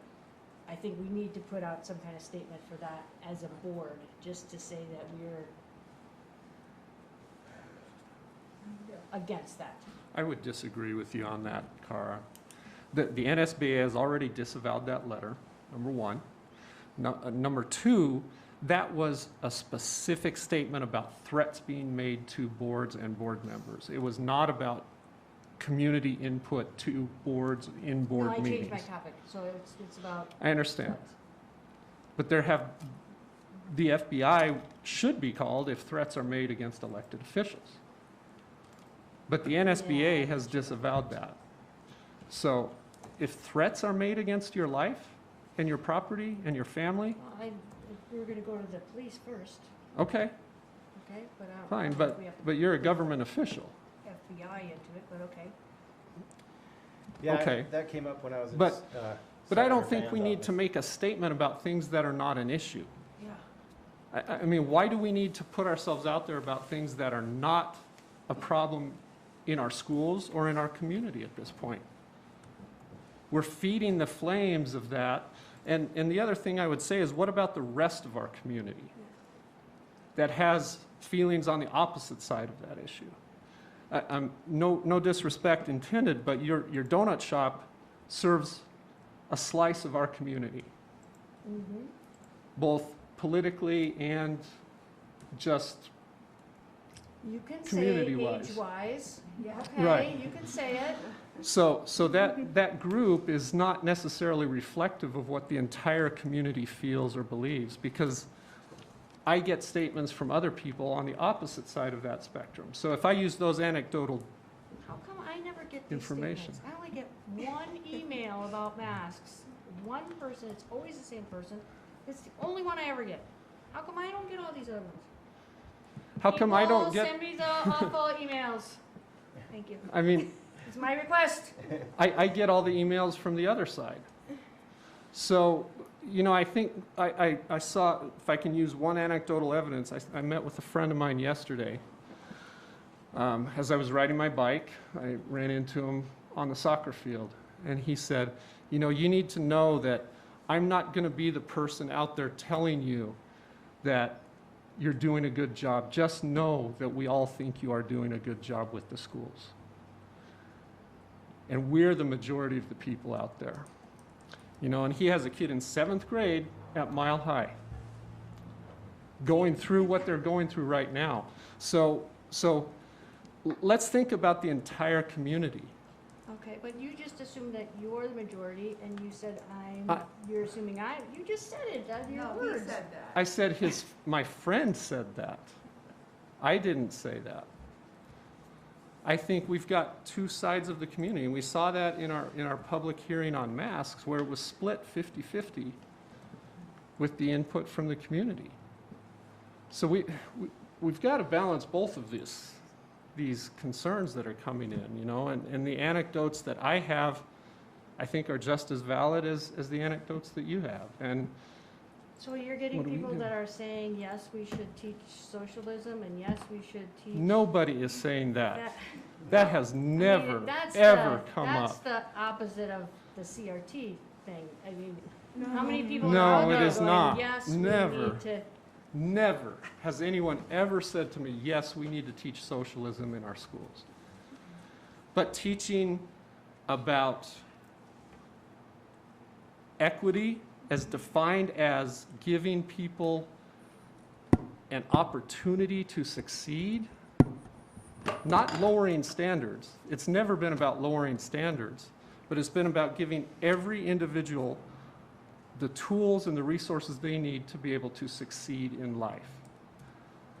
Yes, I have people telling me that yeah, we need to teach our children what it is to be empathetic, to understand other situations, to walk in their shoes, and to know what it's been like to have experienced not being able to feel safe at night driving your car because your skin is a darker shade.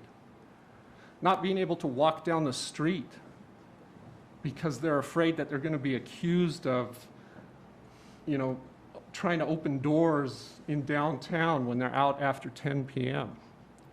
because of the color of their skin, or their sexual orientation, being harassed on the courthouse plaza because they have a different sexual orientation. And they're okay showing that to people. I mean, that's what I'm concerned about, and that's what the people I talk to are concerned about. So We're at different sides of this. I feel like, yeah, we're just definitely on different sides. So I feel like we need to be teaching that we're all Americans first, and that we need to show respect and dignity to every other American. I would agree. And I think And everyone I that's talk to would agree with The that. basis of where our educational system should be, not equity of this and equity of that, because as soon as you see equity, you're gonna divide people. Not that it's a division, but it's a divisive word. Just I'm- recently. It is Sorry not. Just about recently. that. It is not. Anyway, I would agree with you. Yes, we need to teach that we are one nation, and we are an American nation that depends on every voice being heard and respected and accounted for, but also understanding that just because you are heard does not mean you get what you want. Are you? I'm Everybody's saying- supposed to get what they want? I'm saying we don't have green buses, to use an example that Joe gave us. If I was to say, I want green school buses, the only way to have school buses is to have green school buses. That's not going to happen. But Right. you've heard me. You've heard my concern. You're not going to go that direction. And that's how civics works. That's how government works. You know, that's the basis. Tim Carter was my civics teacher in high school, and I hope he would be proud of me for saying this, is that we all have an opinion and we all have our voice to share, and we can be heard, but you may not get what you want. And that's, unfortunately, that's how it goes. And That's how it goes, and that's where it's just up to the individual parent to vote with their feet. yeah, exactly. And And that's what they'll do. And So- the same thing happened at Embry-Riddle. You know, I've seen thousands of students, prospective students, come to me and they tell me, well, I'm really an artist, but I love your school and I want to go to your school. Well, you know, Why would you wanna go? this is not the school for you, because maybe they like airplanes too. And they draw airplanes. So that's a no on, and then I had some other questions from, about staying in ASBA. Because there's another option who will write policies for us now called the Arizona Coalition of School Boards. Just started. and it's cheaper than ASBA. Probably getting off our agenda here, I mean, Yeah. that could be Okay. something we could bring. I mean, That would need that to could be a come controversial to a, topic. Well, we To were on regular- controversial topics, so. yeah. That's For- what I'm well, saying. that would need count. to come to a regular board meeting, because we don't vote on Well, yeah, things at this meeting, so, but we can put that on, I was just An throwing it out agenda. there as a yeah. agenda item. And unfortunately, we can't get it on this month's agenda because the Oh, deadline no, for we the, need time to think about it and look Well, at it, and yeah. you guys need I to just look want at in the minutes, whatever it is. in my thoughts, that Okay. on this topic of controversial topics, whatever we talk about in here is gonna be the headlines. My whole career, I've tried to keep it positive. I mean, not that we're not transparent and won't talk about the things that are tough. But, I mean, if that's the direction this board wants to go, that we're gonna have we're gonna have controversial topics, and that's what we're gonna look at, instead of the curriculum that we do and the things that we're doing with kids, that's concerning to me. And I'll leave it at that for this topic. Yeah, I just wanted to comment, just to caution us moving forward about releasing statements. Cause I do think that those should be well thought out, and certainly, I don't think making a statement on something that is not currently happening, that just sets a precedent that is kind of, I don't know, that I would want to look at closer. And also, I do think anytime we would also want to affirm our continued commitment, despite not teaching CRT in PUSD, we'd want to reaffirm our commitment for other segments of the population that do feel under attack when equity is lifted up as a controversial word, or diversity and inclusion are kind of lumped in with that. So I would just want to caution us before any of those statements. And I really appreciated, Andy, when you shared about taking the voice from the teachers and giving it to the students. And one way that I've responded in these conversations is that PUSD does a really good job of teaching skills. You can connect them to standards, certainly, but teaching skills of media literacy, or the inquiry process, or how to engage in civil conversation about social emotional topics, or different opinions. And I think that is something that I would like to see us continue to zoom in on as a strength and something to lift up. And related to that, I just, I appreciate, Kara, your example of using, teachers are in a position of power where they can use examples that set the tone for how a certain class or topic might be discussed. And certainly the football teams is an example of a relatively in-bounds topic to bring forward. However, I do know that students are people with very active minds, and sometimes we don't give them enough credit for understanding how the world works and what things are controversial and meaningful to them. So these topics are going to enter our schools regardless of what, we can say we teach the standards, we can say we teach these skills, we don't go beyond that. And the reality is, like, living human students are going to engage in these tough conversations. And I just think that that's worth acknowledging. And then what teachers do in response is also really important as what is in their lesson plan. So I don't know, those are some of my thoughts before we close out on controversial topics. It's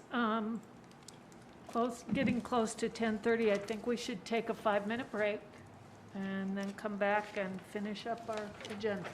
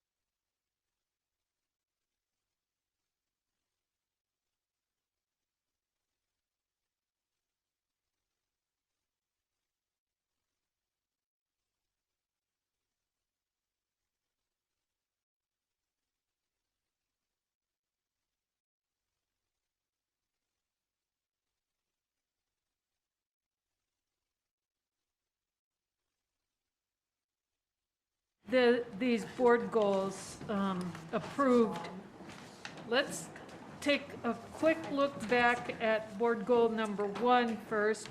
It says, work together with the superintendent, share responsibility for the orientation of new board members, and form a new and inclusive team. And the action plan that we put together. And as we go through here, if there are any of these you think need to be changed or eliminated, speak up. And when I'm done going through them, if you have other suggestions, we'll add them, but then that'll probably be it for this one. Progress report at the next board retreat. New member, president, and superintendent meet to go over the onboarding packet.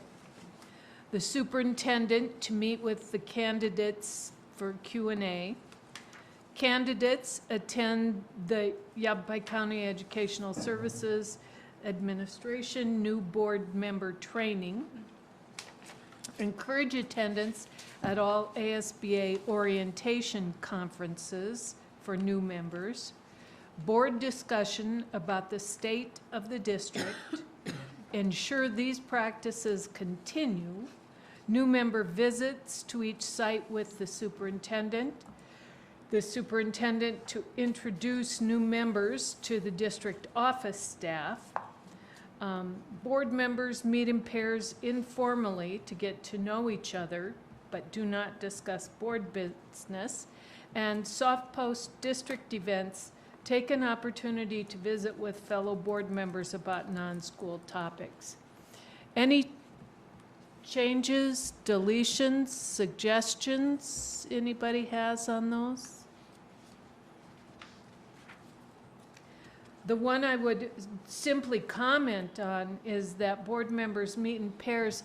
That's pretty much up to individuals to say, hey, let's go for coffee, or I'll meet you for cocktail hour, or whatever happens to work for you. So, okay, hearing none, we'll move on to the second goal. Number 2, as a governing board team, study ways to solicit and consider constituent input. Digest that information, examine different strategies to synthesize concerns, and philosophize on how to best act on those as individual board members and as a governing board as a whole. And going over our action plan, again, any additions, changes, deletions, etc. Finalize the wording in the action plan. Well, that's hopefully what we're doing today. Review and identify policy relevant to this goal. Add to board meeting or retreat as a discussion item. What kind of policy are we talking about? Legislative policy Um, or our Ways policy? to get input from the community.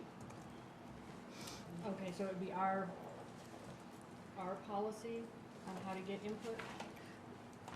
And, you know, I'm not sure that most of our actual policies directly, maybe we're talking more about procedures than policies. I think maybe that would be a better. Do we have any? You know, I'm thinking, we look at like open meeting law in general. Yeah. We look at, you know, speaker policy, you know, when people come to board meeting, or just the parameters of how we can get out there. For example, that whole parking lot idea is along those lines, but Sarah and I can pull those policies for the next retreat, or anything related. We can run a search and we'll look through them, and but I think there's a handful that would, you know, help us see what our Yeah. parameters are around that. And I would Don't you think? I would recommend that we change the wording there to say policies/procedures. Things that we do that would contribute to that. Research through ASBA, attorneys, and in general for existing presentations on this topic, brainstorm existing avenues for community input through the strategic plan, and discuss additional ways that may support this goal. Casual parking lot visits, I'm going to say that the feedback we had from our attorney and from Tim didn't really support that concept. So unfortunately, I'm thinking, I still think we need some means for just interacting with the Republic, or with the public as board members. I'm not sure. It's kind of what we were talking about before the break. Yes, You know, yeah, How do we get this input Yes. from the people? yeah. And I think that needs to be an ongoing search or topic for us. Liaisons to work closely with their designated school, attending school activities and site council meetings. Board members seek to attend chamber events and service organizations and occasional board meetings at a school.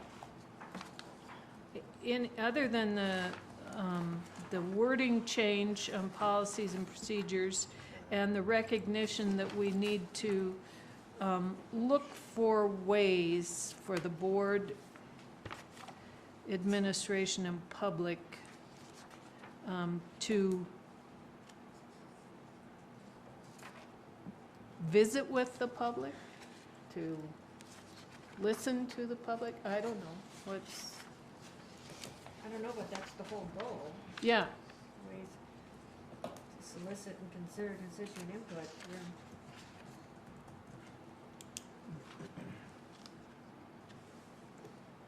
I mean, I think it's a really good goal.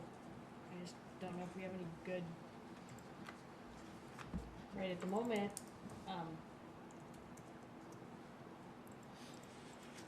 if we ditched it from the board and said that constituents should go to the principals.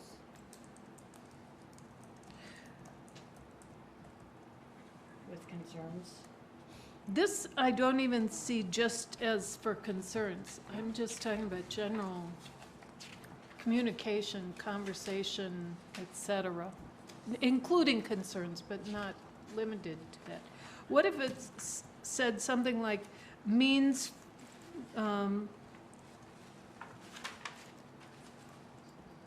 look for, means for the board, administration, and public to communicate informally?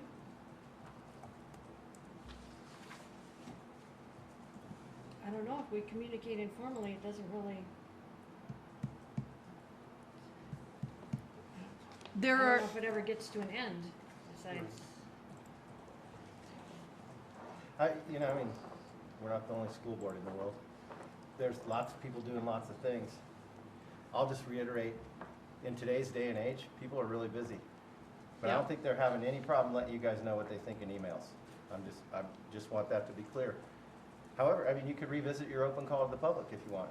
I mean, if you want to just hear randomly from the public, that's the avenue that school Yeah. boards use. We haven't had that for 30 years, but as a board, you can review that. I mean, again, we have lots of processes where we're hearing concerns and we take care of those concerns through our normal avenues. But if you feel like that's not being addressed the right way or enough, then I would suggest open call to the public. That would be a board agenda item that you would take a look at, and it would change the culture of your board meetings, for sure. And we've talked about that some in here. You typically don't get people coming and telling you the great job you're doing. I mean, you're gonna get the negative stuff for sure, and we wanna hear that too. But if you feel like you're not getting that enough in email and face-to-face is better, if you think people, you know, a good amount of people will come and use that in a productive way, then that would be my suggestion. That's the only other way I've seen other boards do it. Of course, you can have forums on any type of topic. We've usually done that when we have a big issue like we're closing schools or we want to build one or something like that. That's when we get our turnout.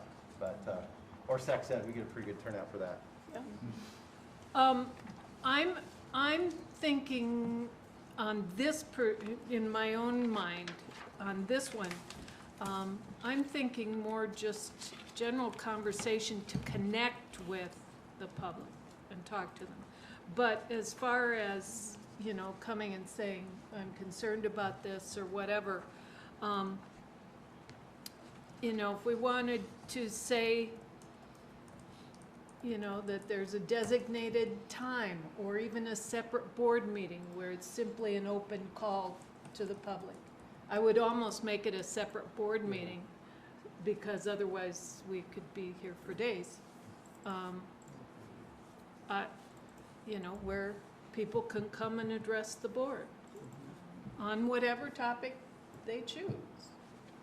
There's lots of ways to put parameters on that, and you know, we hear that lots at conferences and things like that. You know, you can do a 30-minute timeline, and you can limit the time per speaker. There's lots of ways to do that.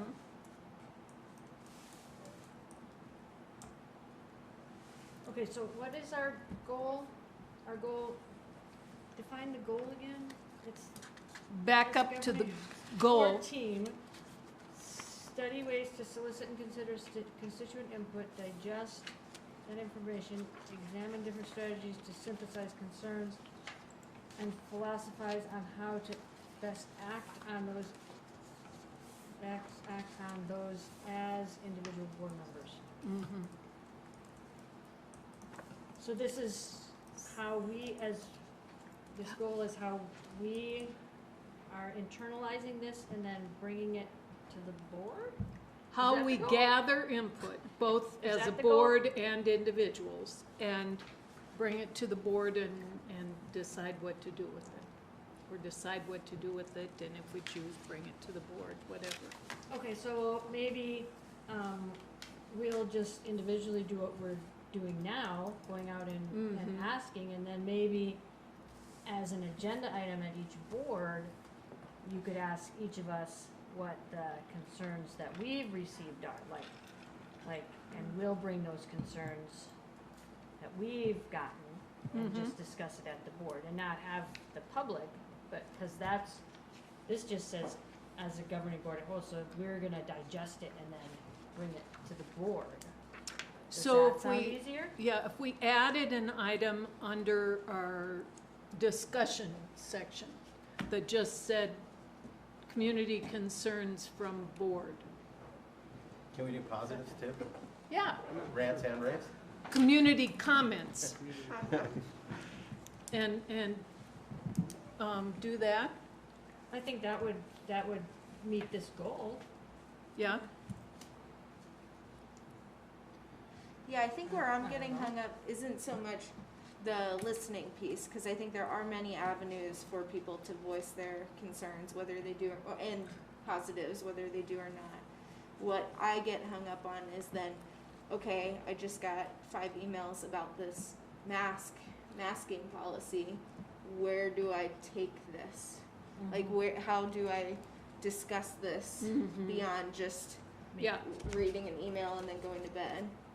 Yeah, because we can't say anything for the board, so, yeah, it's hard Unless to it's bring it. on our agenda, yeah, Well, we have future agenda items in Yeah, our last yeah, deal. but- Right. And so the board president or the superintendent or 2 board members can decide on putting yeah. an But item on. I'm certainly comfortable adding a community comments that we've statement heard. During the discussion section of our board meetings. Could Like we an open call investigate to the it? public? No, Oh, where that the we as board board brings- members Oh, can What talk they're hearing? about Things comments that that you're we've hearing. received. Oh, got it. Yeah, Could we first see if other boards are already doing that and how that's working out for them? Because certainly I see some positives and it provides that voice, but I'm just curious, it's like, does it take over the meeting? Is it like I don't know. Is Good it point. helpful? It can't turn into an agenda item where we're talking it in depth about, you know, they wanted green buses. I don't know why that's our thing now, but, you know, Could we set a time limit on it yes. and then at the end when it says new agenda items, maybe if there's one that we want to If there's put on the something we agenda want to go into further farther, we into, can then it put could it go on an on agenda future item. agenda items, yeah. Yeah. But I think it would be an avenue that if people are listening, they can see that, Mhm. you know, we're You listening put it under discussion item. and put it under. I mean, I'm for that. I don't. Yeah, Yeah, I would still just wanna know if other districts are doing that and how it's working for them, even if it's just one example. Someone has to be the first. Well, Sarah. that's another Someone's gotta discussion. be the first. well, and, you know, it's one of those things where it isn't policy, so if we try it a couple And it times doesn't and work, it's then we're- really a mess, we can quit. Yeah. And we'll just run it by the attorney just for if there's Yeah, any yeah. open meeting law kind of pointers or anything like that. They'll probably give us the parameters, but I could see it as a discussion item. Yeah. If it gets to be, you know, too bulky, we might shift it to our retreats then instead of our monthly meetings, but, That's a okay. good idea. All right, so, I think that takes care of this goal. So we So want to put then- that in there to add it yeah, as a discussion item? Yeah. Do you want it in? yeah. With a And- time You want it of in the like 10 quarterly minutes or retreats or something. every board meeting? Let's try it at the board meetings Okay. and see And how it make like a goes. 10-minute, you Yeah. know.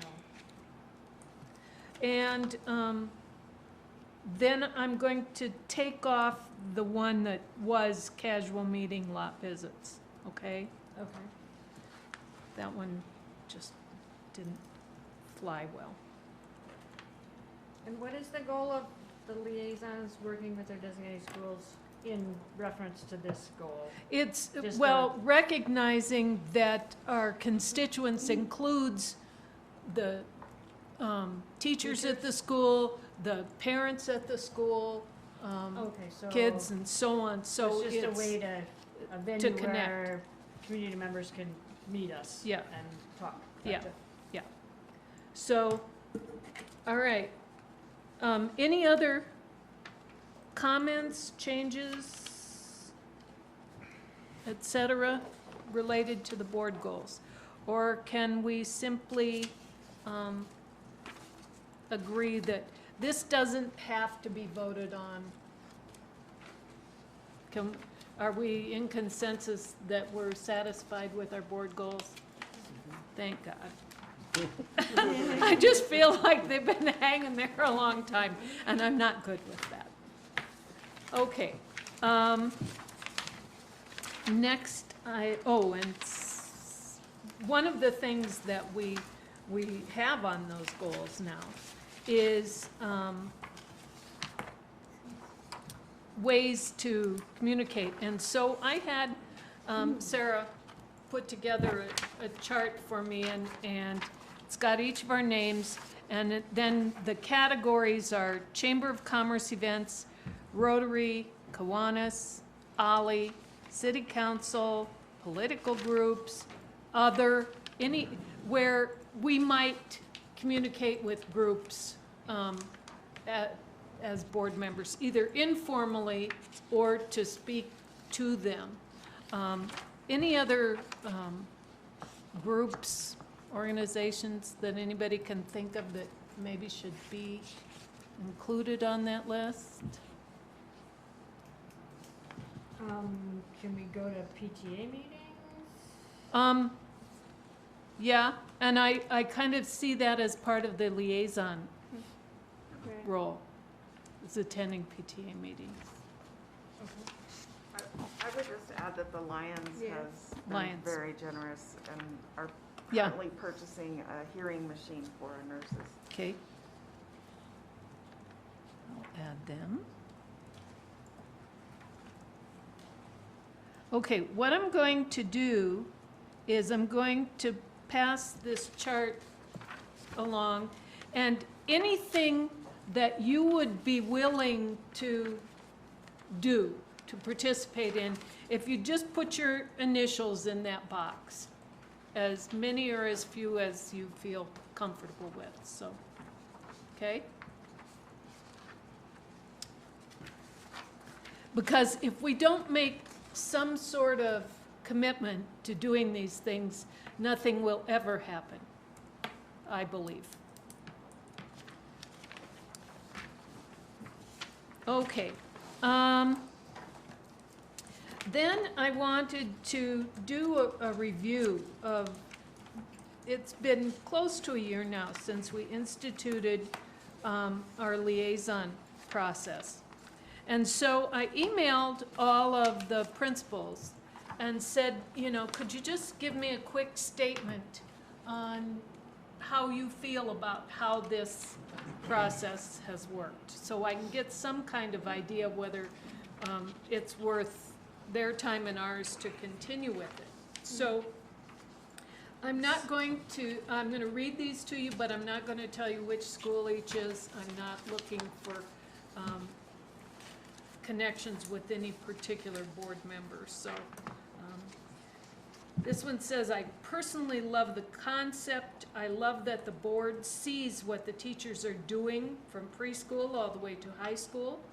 Preschool is so important, early intervention and early learning standards that help begin our littles' educational journey. We love to show off. Thank you for all that you do. And I had one elementary principal that didn't get back to me. Otherwise, I heard from everybody. This one says, I love it. I feel like you are known to staff and families. You are also a resource for me when I need district support. I don't know if everyone does it the way you do, but I love it. Teachers and staff are very aware of who you are and how you support us. The next one, I appreciate that our current board members are invested in our schools and want to be part of what is happening. It is great to see board members attending our events and being part of our meetings. Most staff do not know our board members, but that is changing because of this program. I truly believe the more board members can experience in our schools, the better equipped you all are to make decisions that impact us. I hope being a liaison is a great experience for you all as well. Next one. Our liaison has been actively present and visible. She attended our site council today, which is a great way for her to gain perspective of what's happening in our school. Next, I really like the board liaison position. I feel it has been a great way to connect the school board with what is happening at our school. I hope you will continue the program. And I like the idea, but I'm not sure if it has had much of an impact at this point.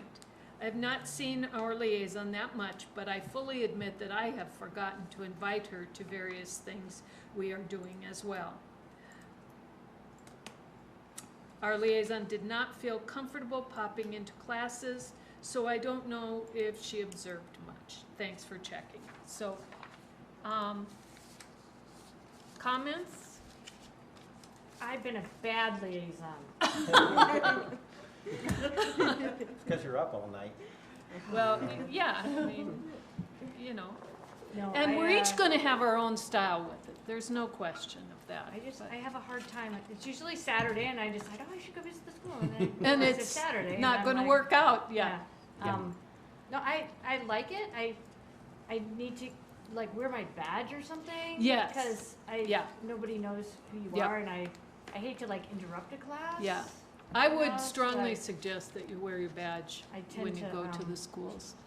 So I just Yeah. I have to do it more. I'm bad. Something go on. I do that helps me make connections is that I go through the school calendar and see what events are going on and try to get to, you know, at least one event a month of some sort.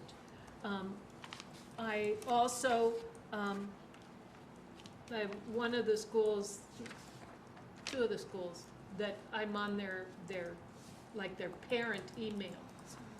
So I get information about events that involve the parents or families and so on. That helps me, otherwise I wouldn't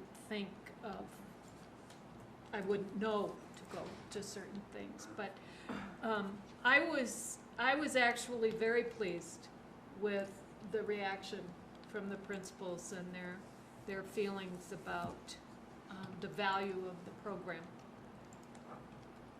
Could we just request to get on the parent email list? Yes, if you ask the principal if you can get on. Oh, I thought we all were, because I swear I get. Well, like I do, I'm doing Taylor Hicks, and I need to get off their building email because I'm getting all the emails about I need coverage for this, or this machine isn't working, or whatever. But Andy, do you get the general, like, school letters? Yeah, the weekly updates. I think yeah, what happens if you is, got a weekly update, I or think what whatever. happens is you guys are included in what we call the Bright Arrows. It's a program that, blanket sends them out for the whole school. But I bet your name didn't, we Get on missed there that yet. or something. Okay. So Sarah will take care of Sarah. Great, thank you. Yeah. I really like it. I haven't been very good these last couple months. I've had a lot of medical stuff to deal with, but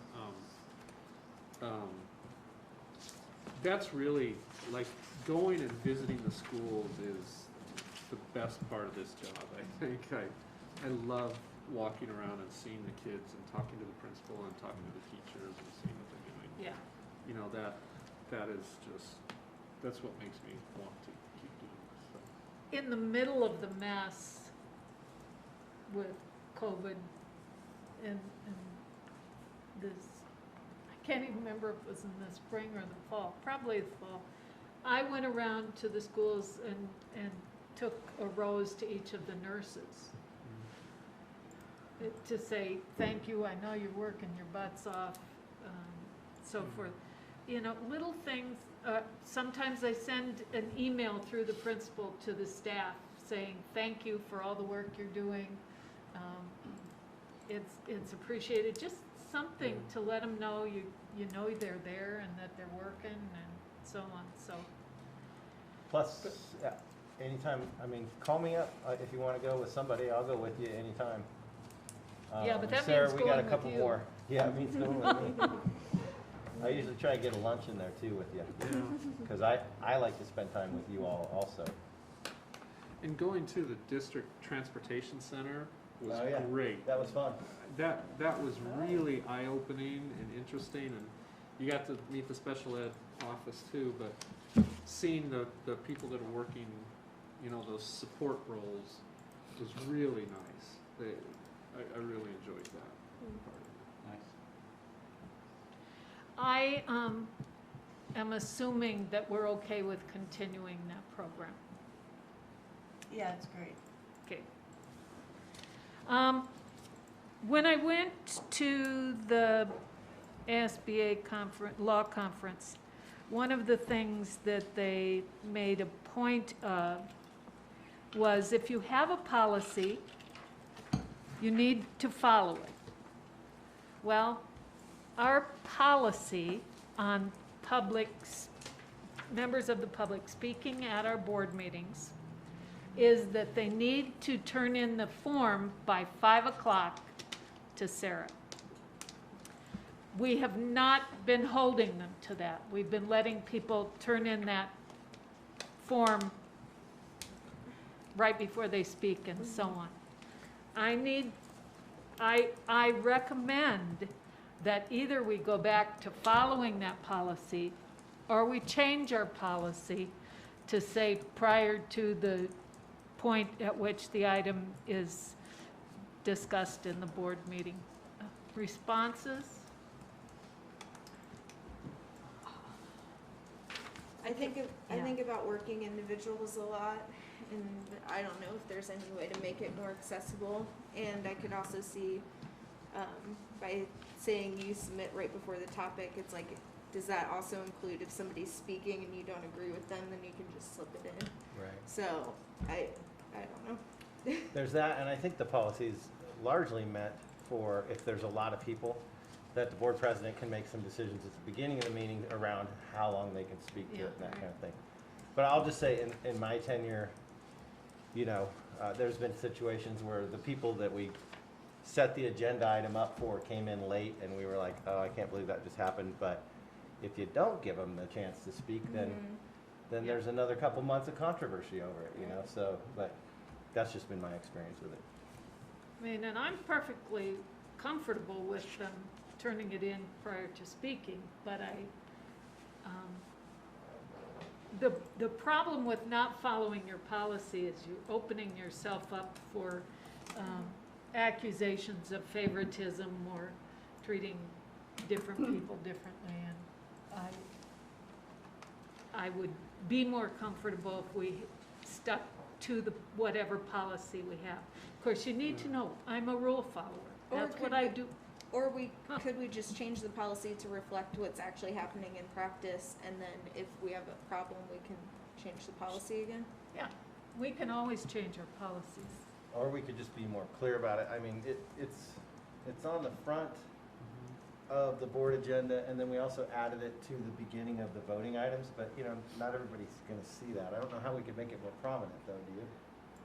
Because a lot of people go, oh, I didn't see that, you know? Yeah. But I mean, you have to read the agenda to see it.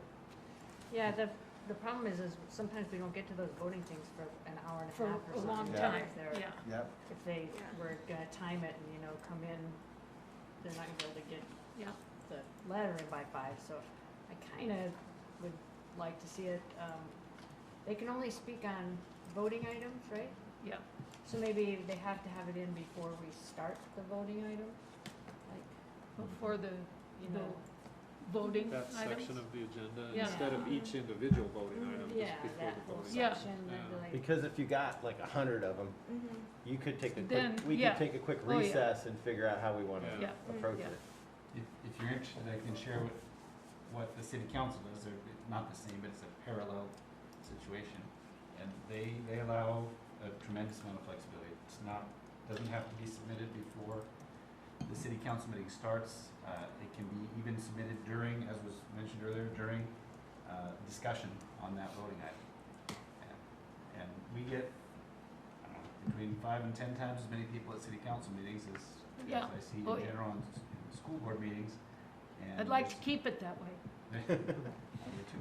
And there's only been one time I can think of where they had to kind of manage the amount of Yeah. things. And as was suggested, if that's the case, you could take a quick recess and say, how are we gonna do this? And I think it's within your purview and probably within policy to set time limits that are different for one voting item versus another based on the amount of input.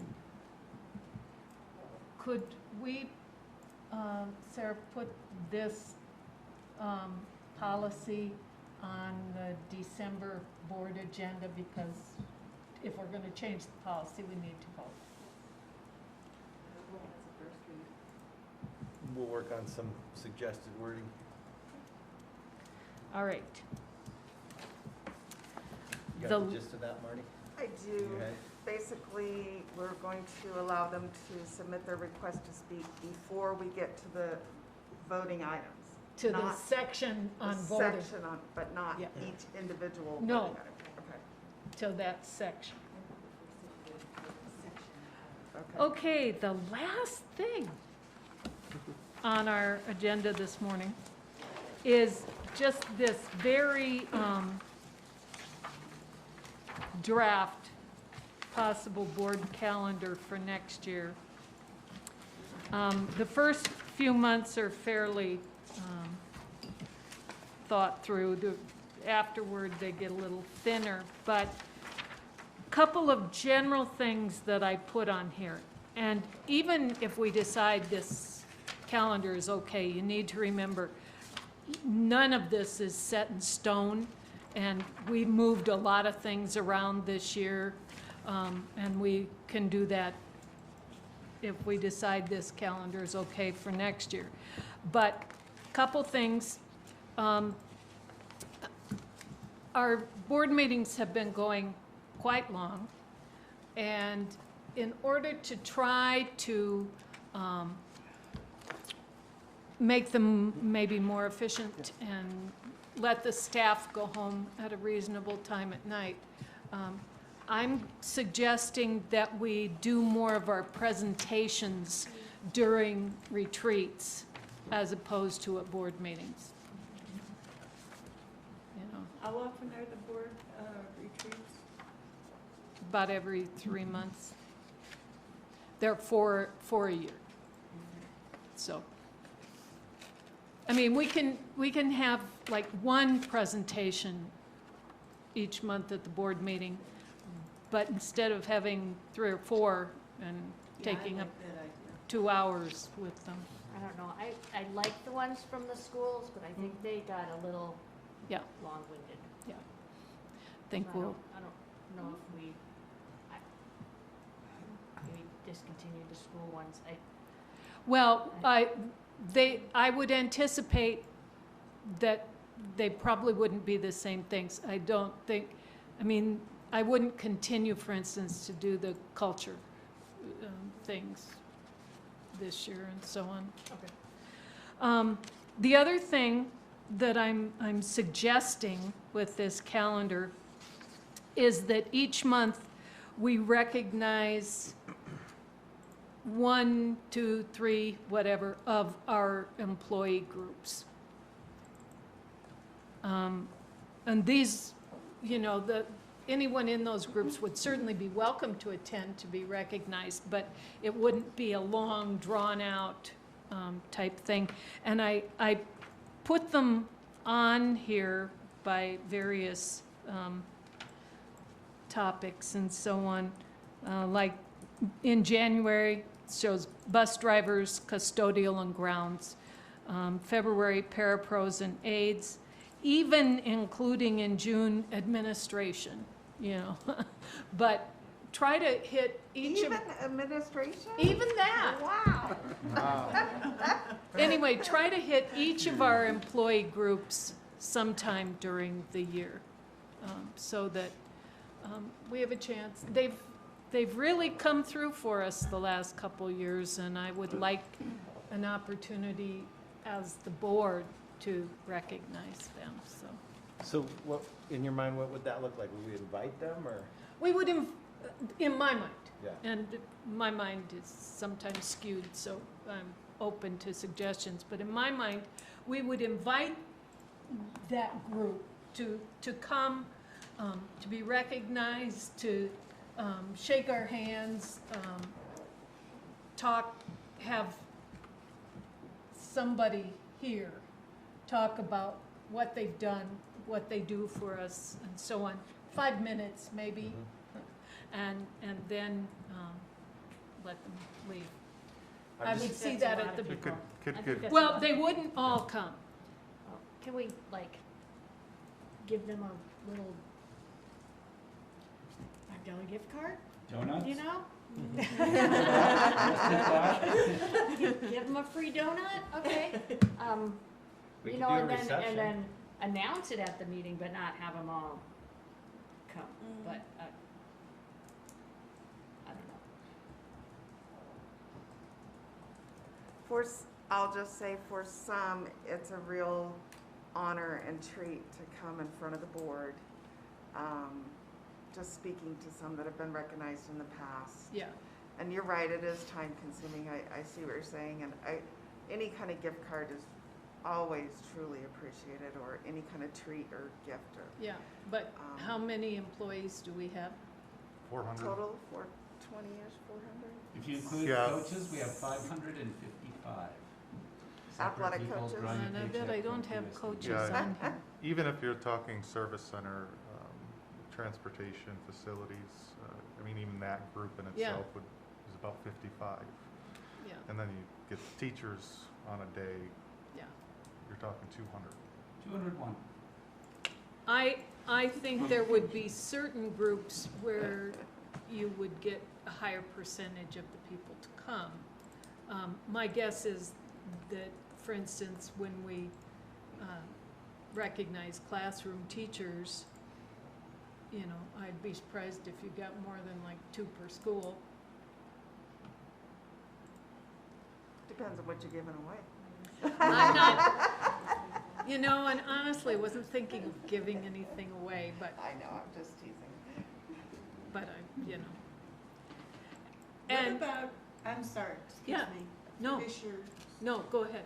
okay. I have a bone to pick about, the relationship between IT and the board. at the last board meeting, I found out I had been hacked. I found out that Deb had been hacked. And I guess I'm very naive because it's the first time I've ever been hacked by email. And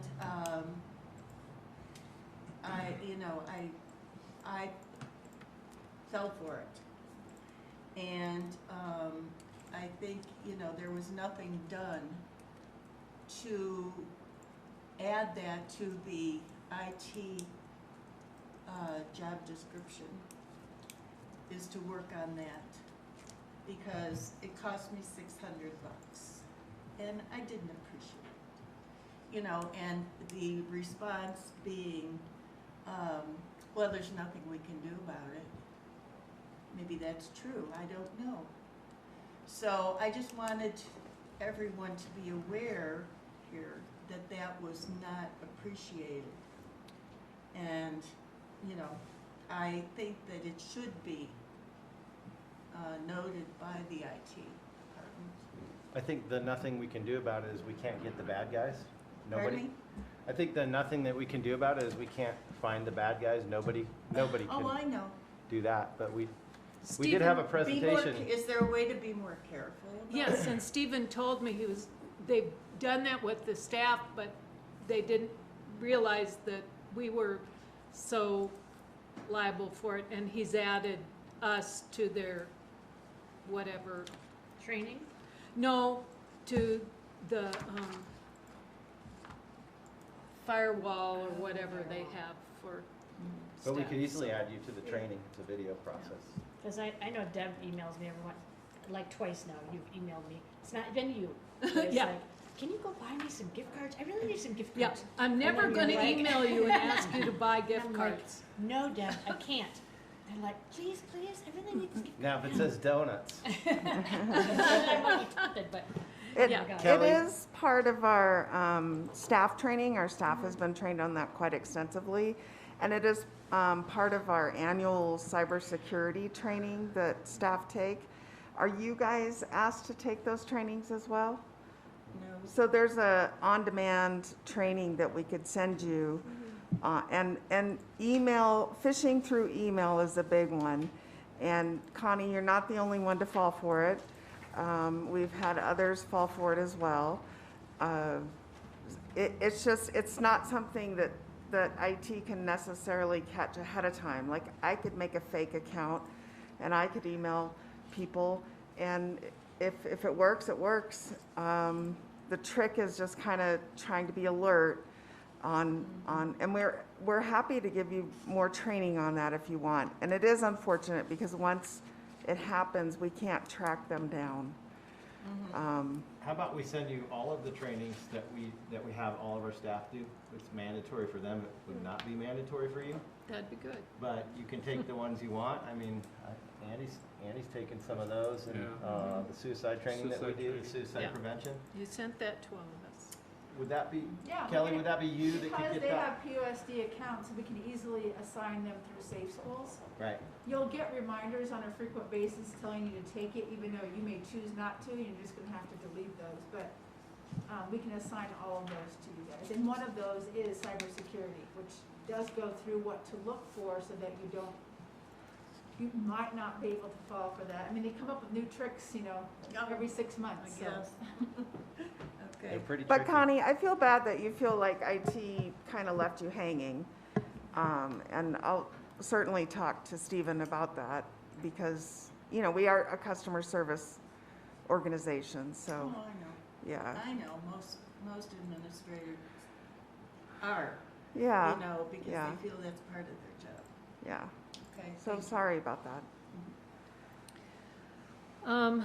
Another item I would point out is that I have visited with some of the people in PV, and I'm suggesting that we, for our retreat in January, that we have a joint meeting, that we meet with them and talk about items that we have in common, things that we both work on, or struggle with or whatever, so that we can share ideas and get a little What about camaraderie. Chino?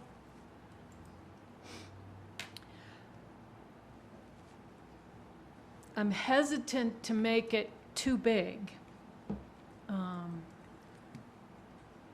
I also think you give me your feedback on this, Marty, whether Chino would have parallel issues or thoughts and so on with Humboldt and us, or whether. I think it depends on the topics that you're Yeah. going to discuss. If you're talking about things like bus driver shortages, we're all experiencing Universal. that. Chino is a little bit different. It's a 4-day week. It's smaller. It has an ag focus in some ways. So I think it depends on what the topics Yeah. are. So a lot of things overlap. My husband is the superintendent out there, so that's kind of, we talk about school a lot. Sometimes it overlaps, sometimes it doesn't. I would Yeah. say we probably align ourselves more with Humboldt because of the 5-day week, the size. Yeah. So So, so it might get pretty complicated if we all three do it, but Yeah. I would be interested in doing that at a different retreat. At a different you know? time, yeah. Yeah, because then we could all figure out what topics are in common with us and. Mhm. Yeah, my interest is just very all about including Yeah, yeah. our greater Quad City area. Anyway, we don't need to do anything with this board calendar, but I wanted to give it to you to point out some of those things. Then, if you have things that you see on here and you think, oh, no, or I think we should discuss this month instead, or could we put this item in there somewhere, this item in there, and so forth.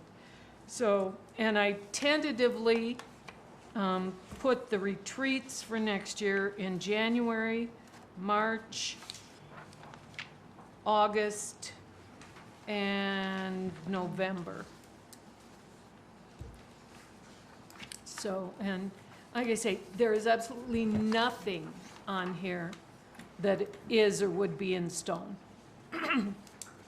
So, but I wanted to give it to you all and let you peruse it and think about anything that might strike your fancy. Deb, you and I could maybe talk more about the logistics of the recognition. I am a Yeah. little bit worried about,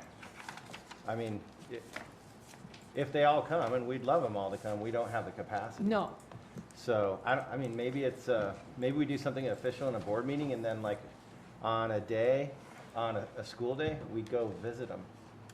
That won't work with teachers, but that would work with transportation, and yeah. be neat to We maybe could do decide month by tour. month Yeah. too, depending on who we're, Yeah, because there are some months where it's not a very big yeah, like group. when the nurses come Yeah. up, we can bring the nurses in here, no problem. Yeah, Yeah, yes, we could adjust that on a monthly basis. sounds good. We will see you all tomorrow night. And just a reminder, I am taking my computer, but I'm not necessarily accessible for the next month. So, anything else? All right. We're 35 minutes early. Nice job. Enjoy. Thank you for coming. And thank you for the great discussion today. I really appreciate that.